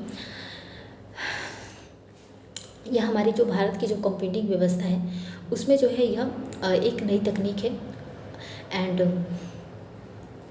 जिसमें आंकड़ों की जो गणना होती है वह जो क्वांटम यांत्रिकी के सिद्धांत के द्वारा जो इसमें आंकड़ों की गणना की जाती है का प्रयोग किया जाता है। और यह प्रणाली जो है इलेक्ट्रॉन का जो प्रभाव होता है उसके स्थान पर जो है इसमें जो इलेक्ट्रॉन के जो स्पिन का प्रयोग किया जाता है, जिससे जो है क्यूबिट की प्राप्ति होती है। तो चूँकि यह जो है इलेक्ट्रॉन जोड़े में पाया जाता है, इसमें इलेक्ट्रॉन जोड़े में पाए जाते हैं, इसलिए जो है इस प्रणाली के जो है द्वारा हम 4 प्रकार के जो क्यूबिट्स को प्राप्त कर लेते हैं। एंड इन्हें जो है प्राप्त करने के लिए हम क्वांटम डेट्स या फिर क्वांटम लूप का प्रयोग किया जाता है। तो जो अर्धचालक होते हैं, अर्धचालकों की नौ संरचना है, और यह जो इन्हें जो अत्यंत कम तापमान पर जो है इन्हें रखा जाता है। तो इस प्रकार जो क्वांटम जो कंप्यूटिंग है, क्वांटम कंप्यूटिंग की जो अवधारणा है वह क्वांटम यांत्रिकी के जो 2 सिद्धांतों पर आधारित होती है। जैसे कि पहला है इंटेंगलमेंट है। तो इसके अंतर्गत हम जो है किसी इलेक्ट्रॉन युग्म के लिए जो एक स्पिन में जो बदलाव करने के लिए हम इसे जो दूसरे इलेक्ट्रॉन स्पिन में भी दूसरे इलेक्ट्रॉन स्पिन में भी इसको बदल सकते हैं। तो क्यूबिट का यह जो बदलाव है क्वांटम गणनाओं के लिए जो है काफ़ी आवश्यक हो जाता है। दूसरा है सुपरपोजिशनिंग। तो सुपरपोजिशनिंग जो इसके द्वारा ऊर्जा के जो प्रयोग है, ऊर्जा का प्रयोग जो इलेक्ट्रॉन युग्मों के समान जो है स्पिन को प्राप्त करने के लिए इसका प्रयोग किया जाता है। तो क्वांटम कंप्यूटर का विकास कैसे किया गया? तो क्वांटम कंप्यूटर का जो विकास है, इसका विकास 2011 में जो है कनाडा में स्थित एक कंपनी ने किया। D-Wave सिस्टम ने इसका उपयोग किया। D-Wave कंपनी ने जो इसका विकास किया, एंड दुनिया का जो पहला व्यावसायिक क्वांटम कंप्यूटर जो है का विकास किया गया कनाडा की कंपनी के द्वारा। एंड ये जो है D-Wave 2000 में जो इसका विकास किया गया। एंड वर्तमान समय में जो इसके विकास में जो है गूगल, IBM, माइक्रोसॉफ्ट, नासा जैसे बड़े बड़े जो औद्योगिक कंपनियां हैं वो इसके क्वांटम कंप्यूटर के विकास में जो है योगदान दे रहे हैं। एंड इसमें कई संस्थान जो है भारत के कई बड़े बड़े संस्थान इस पर कार्य कर रहे हैं क्वांटम कंप्यूटर में, और इसकी संभावनाओं की जो है कृत्रिम बुद्धिमत्ता और मशीन लर्निंग जैसे क्षेत्रों में जो है तलाश कर रहे हैं, ताकि इसको जो है आर्टिफिशियल इंटेलिजेंस जैसे नई तकनीकों में ढाल कर जो इसका विकास किया जाए। तो लॉकहीड मार्टिन जो कि अमेरिका के एक अमेरिका में है, इनके जैसे प्रतिरक्षा क्षेत्र का संस्थान जो है क्वांटम कंप्यूटिंग की संस्थाओं के जो है क्वांटम कंप्यूटिंग की जो संस्थाएं हैं उसका जो है इसमें खोज किया जा रहा है। तो दुनिया के जो कई संस्थानों के द्वारा जो अत्यंत सुरक्षित क्वांटम इंक्रिप्शन तकनीक का जो इसमें विकास किया जा रहा है, जिसमें आंकड़ों की जो सुरक्षा होती है वो काफ़ी अधिक उच्च स्तर पर जो पहुंच सकती है। तो अभी कुछ वर्ष पहले ही गूगल ने जो क्वांटम सुपर मर्सी प्राप्त करने की बात कही है। तो गूगल के अनुसार जो क्वांटम कंप्यूटर के जो है 200 सेकंड में जो है आंकड़ों की जिस मात्रा की गणना अनुमान लगाया जा रहा है, इसकी गणना जो है सुपर कंप्यूटर 10,000 वर्षों में जो है कर पाएगा। तो इस प्रकार जो क्वांटम कंप्यूटर को इस प्रकार ढालने की कोशिश की जा रही है ताकि जो है भविष्य में जो है इसका जो हमें लाभ है वो सुपर कंप्यूटर से भी अधिक हमें प्राप्त हो। तो इसलिए जो इसमें भारत के जो नए औद्योगिक जो संस्थान हैं, नए संस्थानों की इसमें भूमिका मौजूद है, वो काफ़ी सक्रिय है सुपर कंप्यूटर को अधिक जो है उच्च गुणवत्ता युक्त बनाने में। तो भारत में क्वांटम कंप्यूटर का विकास कैसे हुआ? तो भारत में क्वांटम कंप्यूटर का जो विकास है 2017 में विज्ञान एवं तकनीक विभाग के द्वारा हरिश्चंद्र रिसर्च इंस्टीट्यूट जो कि प्रयागराज में है, तो हरिश्चंद्र रिसर्च इंस्टीट्यूट में जो एक राष्ट्रीय सम्मेलन का जो आयोजन किया गया। तो इस सम्मेलन में जो है जिसका उद्देश्य भारत में जो क्वांटम कंप्यूटर की संभावनाओं को जो तलाशना था। तो इस सम्मेलन में जो क्वांटम कंप्यूटर की जो संभावनाएं है उसके बारे में बात की गई। क्वांटम कंप्यूटर कब विकसित किया जाएगा, किस प्रकार विकसित किया जाएगा, इस बारे में जो चर्चा हुई। तो केंद्रीय बजट जो है 2020-21 में 500 करोड़ की राशि NMQTA national mission on quantum technology and application के लिए जो है आवंटित किया गया। तो 2021-22 के बजट में सुपर कंप्यूटर के लिए जो है क्वांटम कंप्यूटर के लिए जो है 8,000 करोड़ रुपए की जो है राशि आवंटित करने का अनुमान लगाया गया। तो इसका उद्देश्य देश की जो है क्वांटम कंप्यूटर की जो संभावनाएं होती हैं उसको तलाशना था कि भारत में क्वांटम कंप्यूटर की संभावनाओं के स्तर पर जो उच्च गुणवत्ता युक्त बन सकता है। तो इसीलिए 2021 में मिनिस्ट्री ऑफ इंफॉर्मेशन टेक्नोलॉजी के द्वारा जारी किया गया, जिसका उद्देश्य जो है क्वांटम कंप्यूटिंग के संदर्भ में प्रारंभिक जो प्रशिक्षण है और अध्ययन है उसको बढ़ावा देना था। तो इस टूल किट का विकास जो होता है QSIM टूल किट का विकास किया गया। तो इस टूल किट का विकास जो है IISc बैंगलोर, IIT रुड़की और CTEC पुणे के द्वारा जो है इसका विकास किया गया, ताकि जो है हम सुपर कंप्यूटर की जो संभावनाएं हैं, क्या क्या इसके अनुमानित संदर्भ हो सकते हैं, क्या क्या संभावनाएं हो सकती हैं, किस संभावना के स्तर पर हम इसको भविष्य में और अधिक बेहतर बना सकते हैं, इसके बारे में अध्ययन करने के लिए ये जो कंपनियां होती हैं वो सम्मिलित रूप से जो है इसमें भागीदारी निभाएं। तो इसी प्रकार 2023 में भारत सरकार के द्वारा जो है NQM नेशनल क्वांटम मिशन की जो है घोषणा की गई। इससे जो है विज्ञान एवं प्रौद्योगिकी विभाग के द्वारा जो है इसको संचालित किया जाएगा एंड इसकी जो कार्य अवधि है वो 2021 तक होगी, 2031 तक होगी। तो 2031 तक नेशनल क्वांटम मिशन जो है अपने कार्य को करेगा। एंड इसके साथ ही भारत दुनिया का जो है 7वां देश बना जिसने जो है समर्पित जो है 11 क्वांटम मिशन की जो है शुरुआत की है।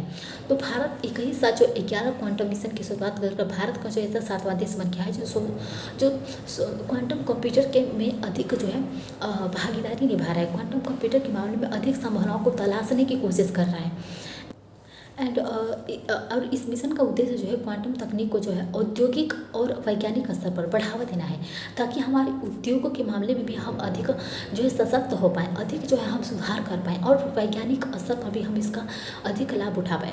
तो देश में जो है क्वांटम तकनीक के विकास के लिए जो अनुकूल परिवेश जो है प्रदान करना है नेशनल क्वांटम मिशन का उद्देश्य। तो नेशनल क्वांटम मिशन के अंतर्गत जो है इसमें जो है 4 क्षेत्रों पर जो फोकस किया जाता है, 4 क्षेत्रों पर ध्यान दिया जाता है, जैसे कि क्वांटम कंप्यूटिंग, दूसरा क्वांटम कम्युनिकेशन, तीसरा क्वांटम सेंसिंग मेटारोलॉजी एंड चौथा जो है क्वांटम डिवाइसेज मेटारोलॉजी मेटेरियल। तो 4 थ्रेमेटिक हब्स का जो है इसमें इस्तेमाल किया जाता है, 4 थ्रेमेटिक हब्स इसमें जो है प्रयोग किए जाते हैं नेशनल क्वांटम मिशन में। तो नेशनल क्वांटम मिशन का पहला जो है क्वांटम कंप्यूटिंग जो है, तो इसके अंतर्गत जो है हम 5 वर्ष में जो है 50 से 100 क्यूबिट और अगले 8 वर्षों में जो है हम 1000 क्यूबिट क्षमता वाले जो है क्वांटम कंप्यूटिंग का विकास किया जाएगा। तो क्वांटम कंप्यूटिंग में जो है ये लक्ष्य रखा गया है कि हम इस प्रकार इस स्तर पर जो है हमको जो है पहुंचना है आगे के आने वाले वर्षों में। तो दूसरा है क्वांटम कम्युनिकेशन। तो इसके अंतर्गत जो है संचार जो व्यवस्था है, संचार व्यवस्था को सुरक्षित बनाने के लिए जो क्वांटम कम्युनिकेशन और जो है क्वांटम एक्रिप्शन का जो है विकास किया जाएगा एंड यह जो है अत्यंत सुरक्षित होगा और इसका जो प्रयोग है वह प्रशासनिक, प्रतिरक्षा और वित्तीय क्षेत्रों के में जो है किया जाएगा। तो इस प्रकार जो क्वांटम कम्युनिकेशन का प्रयोग जो है किया जाएगा, तो जो कि संचार व्यवस्था के मामले में जो इसमें जो है काफ़ी गुणवत्ता होगी, काफ़ी गुणवत्ता मौजूद होगी। तीसरा है क्वांटम सेंसिंग या फिर मेटारोलॉजी। तो इसके अंतर्गत जो हम जो है परमाणविक स्तर पर जो पदार्थ जो होती है, पदार्थ जो बीमाएँ होती हैं उनको मापने के लिए जो हम विभिन्न प्रणालियों का जो इसमें विकास कर सकते हैं। इसके अंतर्गत जो विभिन्न प्रकार के क्वांटम पदार्थ होते हैं उनको जो है डिजाइनिंग और निर्माण किया जाएगा इसमें, जैसे कि सुपर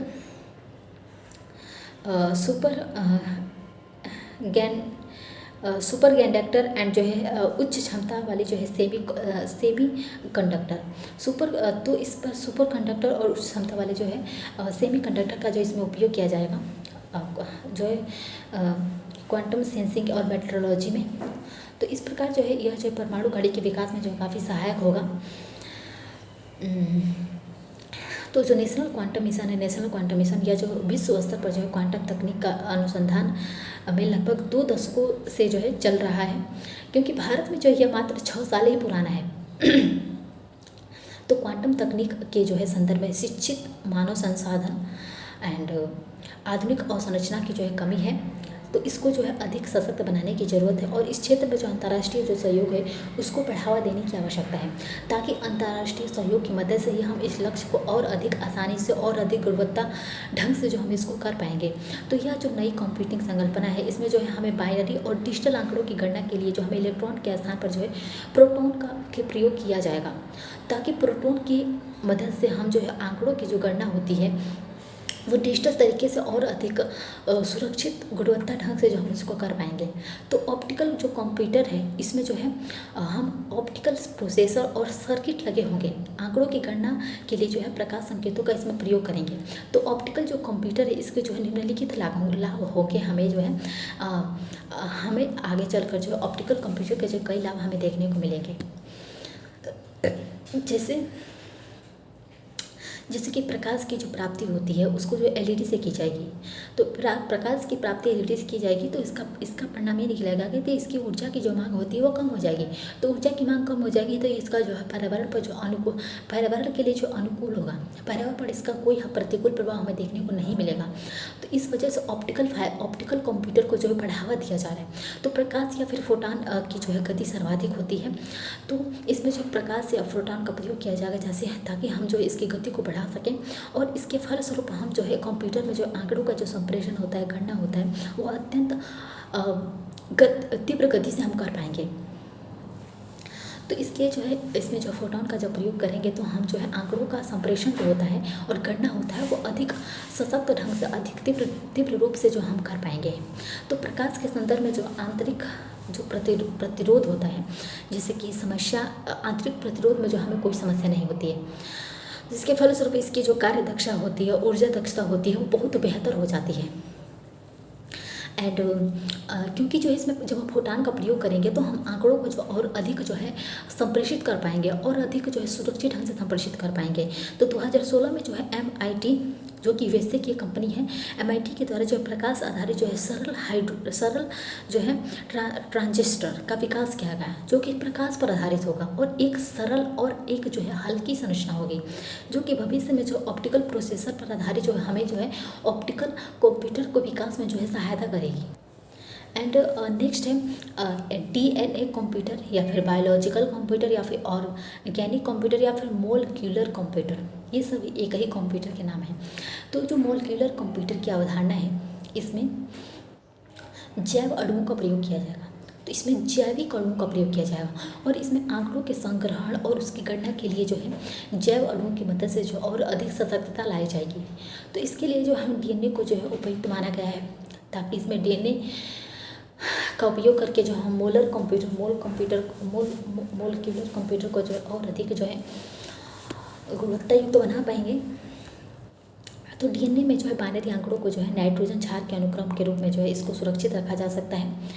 तो नाइट्रोजन क्षार में जो है DNA के आंकड़ों को बाइनरी आंकड़ों बदल कर जो सुरक्षित रखा जाएगा, तथा DNA को जो है बैसिलस सबलिस्टिस जैसे जीवाणुओं के प्रयोग कराकर जो है हज़ारों वर्षों तक जो है इसको हम सुरक्षित रख सकते हैं। तो हज़ारों वर्षों को सुरक्षित रखने के लिए हम इसको जो है इसके DNA में जो आंकड़ों को जो है बाइनरी आंकड़ों बदल कर जो है नाइट्रोजन क्षार में जो है इसको सुरक्षित रखेंगे। तो 2018 के जो है नेचर मैगजीन में प्रकाशित एक जो है आलेख के अनुसार जो है अगर 1 ग्राम DNA में जो है 15 पेटाबिट DNA जो है सुरक्षित रखे जा सकते हैं। तो ये जो है इस प्रकार जो 1 ग्राम DNA में हम जो है 15 पेटाबिट जो है DNA सुरक्षित रख सकते हैं। तो DNA कंप्यूटिंग की जो दूसरी संकल्पना है, DNA आधारित जो कंप्यूटिंग प्रणाली का विकास करना है। तो 2005 में जो है इजरायली वैज्ञानिकों ने DNA आधारित जो दुनिया है, DNA आधारित दुनिया का सबसे छोटा कंप्यूटर प्रणाली के विकास का जो है बढ़ावा दिया। तो जो मानव शरीर में जो प्रवेश करके कैंसर कोशिकाओं को जो नष्ट कर देगी, तो कैंसर कोशिकाओं को नष्ट करने की वजह से जो इसकी जो कंप्यूटर की जो गुणवत्ता है, इसकी गोपनीयता है, वो अधिक बढ़ जाएगी। 2011 में अमेरिकी वैज्ञानिकों ने जो जैव अणुओं का प्रयोग किया, जैव अणुओं का प्रयोग करके उन्होंने ऑर्गेनिक ट्रांजिस्टर का विकास किया। तो ऑर्गेनिक ट्रांजिस्टर का विकास करने की वजह से यह जो प्रणाली और मजबूत हो गई। इसीलिए इसे हम जो है रिटैक्स कहते हैं। तो इस प्रकार जो है हम DNA computer, biological computer, organic computer और मॉलिक्यूलर कंप्यूटर का जो है विकास करेंगे। विकास जो अधिक सशक्त ढंग से जो हम इसको जो है अमेरिकी वैज्ञानिकों की मदद से जो है हम किया जाएगा। तो नेक्स्ट है क्लाउड कंप्यूटिंग। तो जो क्लाउड कंप्यूटिंग है यह जो है एक सेवा है जिसके अंतर्गत जो है उपयोगकर्ता जो होते हैं अपने आंकड़े जो होते हैं, उपयोगकर्ता अपने आंकड़ों और एप्लीकेशन को जो कंप्यूटर के अंदर जो है संग्रहित नहीं करता है। तो इसमें जो आंकड़े जो है कंप्यूटर में नहीं रखे जाते हैं बल्कि इंटरनेट के द्वारा जो है सेवा प्रदानकर्ता जो होता है कंपनी के क्लाउड सर्वर पर जो है संग्रहित किया जाता है। तो इसमें आंकड़े कंप्यूटर पर ना संग्रहित करके सर्वर पर संग्रहित किया जाता है। तो इसके मॉडल कई इसके जो है मॉडल्स हैं, कई प्रकार हैं। जैसे कि पहला इसका प्रकार है SaaS, software as a service. तो जो सॉस है सॉफ्टवेयर एज अ सर्विस जो है यह क्लाउड सेवा के द्वारा जो है उपयोगकर्ता को जो है कई प्रकार के जो है सॉफ्टवेयर उपलब्ध कराता है, जैसे कि ईमेल, व्हाट्सएप। तो इस प्रकार के जो सॉफ्टवेयर सास के द्वारा जो है इसमें उपलब्ध कराया जाता है। दूसरा है IaaS, infrastructure as a service. तो IaaS जो है इसमें जो है सर्वर और जो है डेटा जो होते हैं सेंटर जैसी सुविधाएं क्लाउड के द्वारा उपलब्ध कराई जाती हैं। तो इसमें डेटा और सर्वर दोनों साथ साथ उपलब्ध कराए, जैसे कि अमेजॉन सर्विस सेवा। तो इस प्रकार जो है क्लाउड कंप्यूटिंग के द्वारा जो इस प्रकार की सेवाएं प्रदान कर सकते हैं। तीसरा है PaaS, platform as a service. तो प्लेटफॉर्म एज अ सर्विस में जो ऑपरेटिंग सिस्टम एवं जो है वेब एप्लीकेशन उपलब्ध कराया जाएगा इसमें, जैसे कि एंड्रॉयड और गूगल ऐप। तो गूगल ऐप्स, तो इस प्रकार के जो मॉडल्स हैं वो क्लाउड कंप्यूटिंग की मदद से ही हमें उपलब्ध होते हैं। चौथा है SaaS, storage as a service. तो यह जो है आवश्यकता आधारित डिजिटल स्टोरेज की सुविधा प्रदान करता है, जैसे कि drop box, one drive, Google. तो इस प्रकार की इन मॉडल्स की मदद से हम जो क्लाउड कंप्यूटर का जो है इस्तेमाल करते हैं। एंड क्लाउड कंप्यूटर की मदद से जो है हम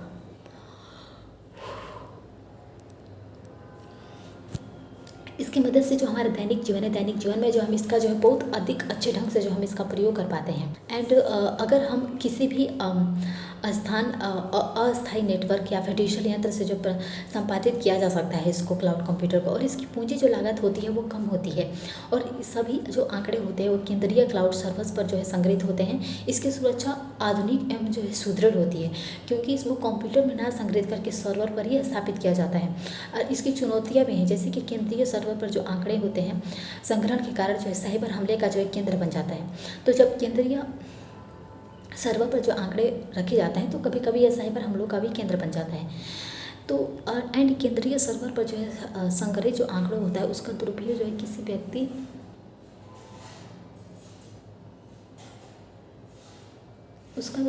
व्यक्ति की निजता, गोपनीयता को भंग करने के लिए भी किया जा सकता है।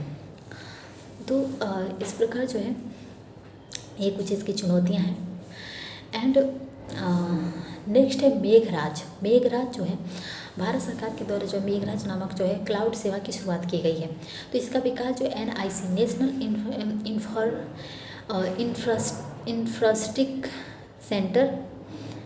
नेशनल इंफ्रास्ट्रक्चर सेंटर के द्वारा जो इसका विकास किया गया है। इसका उद्देश्य जो है जो सरकारी कार्य होते हैं, सरकारी कार्य तथा ई गवर्नेंस सेवाओं को जो अधिक बेहतर बनाने के लिए, पारदर्शी बनाने के लिए, अधिक जो है खुला बनाने के लिए इसका उपयोग किया गया है।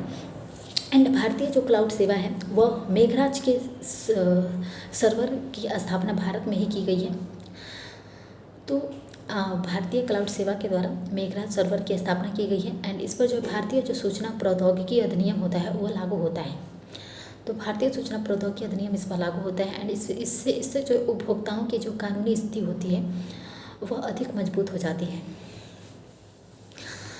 तो इस प्रकार जो मेघराज कंप्यूटर एक भारत सरकार के सहयोग से क्लाउड कंप्यूटर पर आधारित है। एंड नेक्स्ट है बिग डाटा जो है इसका जो अर्थ है वह इंटरनेट पर जो है उपस्थित जो उन विशाल आंकड़ों से है जो उपभोक्ता होते हैं और जो कई संस्थानिक संस्थान होते हैं उनके द्वारा जो इंटरनेट पर किए गए जो कार्य होते हैं उससे उत्पन्न होता है। तो ऐसे आंकड़े जो है कई क्षेत्रों के होते हैं और यह अत्यंत बड़ी मात्रा में होते हैं और इनका जो कोई निश्चित जो है व्यवस्था क्रम नहीं होता है, क्योंकि इसमें कोई इसका जो है मात्रा नहीं होता है। एंड इन विशाल आंकड़ों का अध्ययन और विश्लेषण के क्षेत्र को जो हम बिग डाटा विश्लेषण कहते हैं। तो इन विभिन्न प्रकार की जानकारियों और पैटर्न और प्रिंट का जो है पता चलता है। और बिग डाटा के जो 4 अभिलक्षण है जिसे हम जो है 4 Vs भी कहते हैं।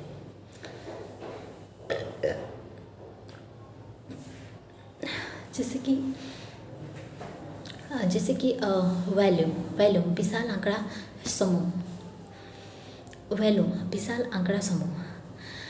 दूसरा है वेलोसिटी, प्रति सेकंड नए आंकड़ों की उत्पत्ति। तीसरा है वेरिटी, अलग अलग क्षेत्र के आंकड़े। एंड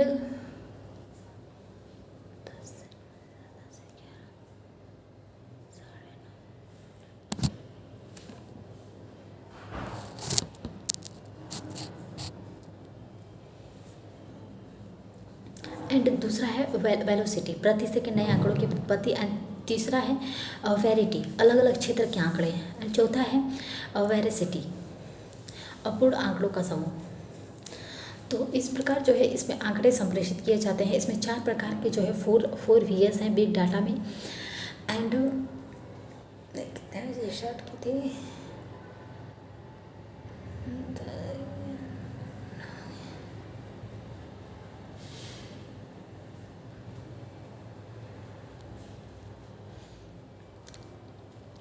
तो बिग डाटा के जो है कई क्षेत्रों में इसका उपयोग किया जाता है।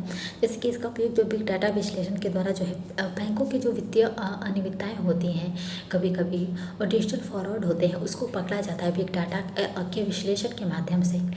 एंड बिग डाटा का जो प्रयोग होता है वो डायरेक्ट सब्सिडी को बेहतर बनाने एवं सब्सिडी जो आवश्यकताएँ होती हैं उसको पूरा करने के लिए उसके आधार को दिखाने के लिए, जैसे डिजिटल पहचान के साथ जो इसको जोड़कर किया जाता है, ताकि किस आधार पर जो है सब्सिडीज बांटे गए हैं उन डाटों का जो है विश्लेषण किया जाता है, अध्ययन किया जाता है बिग डाटा के माध्यम से। तो सरकार इसके द्वारा जो है विभिन्न जनसमूह जो होते हैं उसकी पहचान करती है एंड उन तक जो है योजनाओं और नीतियों का जो है लाभ पहुँचाने की जो कोशिश करती है, ताकि जो है हम बिग डाटा के माध्यम से जो उन जनसमूहों की जो पहचान कर सकें। एंड बिग डाटा का जो उपयोग है दुनिया के कई ऐसे देश देशों जो है बिग डाटा का विश्लेषण का प्रयोग पैक्स अपराधों को पकड़ने के लिए किया जा रहा है। तो भारत सरकार के द्वारा जो है निटेरेट नामक जो है प्रणाली का विकास किया गया है, जो कि इनकम टैक्स और जीएसटी आंकड़ों का जो है इनकम टैक्स और जीएसटी आंकड़ों पर जो है पैक्स आधारित जो घटनाएं होती हैं उसका पता लगाएगा और उसका जो अध्ययन करेगा, उसका विश्लेषण करेगा। तो इस प्रकार जो है सरकार इसके द्वारा विभिन्न जनसमूह होते हैं उनकी पहचान करती है और जो है उन तक जो है योजनाएं और नीतियाँ जो होती है उसको लाभ पहुँचाने की जो कोशिश करती है। तो दुनिया के जो कई ऐसे देश होते हैं जो बिग डाटा के विश्लेषण का जो उपयोग पैक्स अपराध को पकड़ने में करते हैं और किया भी जा रहा है। भारत में भी जो है भारत सरकार के द्वारा जो है नेट ग्रिड नामक जो है प्रणाली का विकास किया गया है, जो कि इनकम टैक्स और जीएसटी आंकड़ों को जो है प्राप्त करती है और पैक्स आधारित घटनाएं जो होती है उसका पता लगाती है। क्योंकि जो इनकम टैक्स और जीएसटीज होती हैं इन पर जो है काफ़ी अधिक जो है क्योंकि इनकम जो टैक्स और जीएसटी होती हैं इन पर जो काफ़ी आंकड़ों के फ्रॉड किया जाता है। तो बड़ी कंपनियां जो होती हैं बिग डाटा का उपयोग जो है ग्राहकों के व्यवहार को समझने के लिए भी करते हैं और उनके अनुरूप उत्पाद को बनाने और मार्केटिंग रणनीति के आदि के लिए कार्य करती हैं, ताकि वो जो है ग्राहकों के माइंडसेट को समझ लें कि ग्राहक किस चीज़ की ज़्यादा मांग कर रहे हैं, उसके अनुसार जो है कंपनियां अपने उत्पादन को बढ़ावा देती हैं। तो वो बिग डाटा विश्लेषण के माध्यम से ही हो पाता है। तो इस पुलिस और सुरक्षा बल जो होते हैं उनके द्वारा जो है बिग डाटा का जो उपयोग जो आपराधिक गतिविधियाँ होती हैं, आपराधिक गतिविधियों की जांच पड़ताल में जो है किया जाता है। तो पुलिसों के द्वारा जो है बिग डाटा का उपयोग किया जाता है, ताकि जो है वो अपराधियों की और घटनाओं का जो अधिक अच्छे ढंग से जो विश्लेषण कर पाएँ। एंड जो चिकित्सा है, चिकित्सा के क्षेत्र में भी जो है इसके द्वारा जो है रोग की जो संभावना होती है, रोग की संभावना, जनता पर जो है रोग के प्रभाव तथा कई जो है दवाओं की खोज के लिए भी इसका उपयोग किया जाता है। तो इसलिए जो है big data analytics, big data विश्लेषण का जो उपयोग हम जो है कई ऐसे मामलों के अध्ययन में जो है काफ़ी उपयोगी होता है। एंड कोविड के दौरान जो है इसका काफ़ी अधिक मात्रा में जो इसका प्रयोग किया गया है बिग डाटा विश्लेषण का। एंड शिक्षा व्यवस्था में जो इसके प्रयोग से जो है विद्यार्थियों का विषय के प्रति रुझान और उनके जो है अनुरूप शिक्षा व्यवस्था में जो है आवश्यक बदलाव किए जा रहे हैं। तो बिग डाटा विश्लेषण के माध्यम से जो विद्यार्थी होती हैं उनकी शिक्षा के प्रति उनके व्यवहार को देखा जाता है। तो कृषि के क्षेत्र में जो इसके द्वारा स्थानीय जो मौसम होता है या मृदा होता है उसके आधार पर जो उचित फसल का जो है चुनाव किया जा सकता है और पैदावार को आकलन किया जा सकता है कि कौन सा ऐसा फसल है जो कि मौसम के अनुसार जो है अनुकूल है, तो उसी फसल को जो है उगाया जाएगा। तो इससे जो है हमारी जो अर्थव्यवस्था पर जो है प्रभाव कम पड़ेगा, अर्थव्यवस्था का नुकसान कम होगा। तो बिग डाटा विश्लेषण के द्वारा जो है किसी भी व्यक्ति के आय का स्तर, स्वास्थ्य की जानकारी, अन्य निजी जो जानकारियाँ होती है उसका भी पता लगाया जा सकता है। तो ये जो विश्लेषणात्मक जो विधि है इसके मदद से जो हमारे अर्थव्यवस्था, हमारे समाज के हर एक क्षेत्र में, हमारे देश के हर एक क्षेत्र में जो इसका उपयोग किया जा रहा है, चाहे वो स्वास्थ्य का क्षेत्र हो, चाहे कृषि का क्षेत्र हो, चाहे वो दैनिक जीवन का मामला हो, हर क्षेत्र में, चाहे शिक्षा व्यवस्था हो।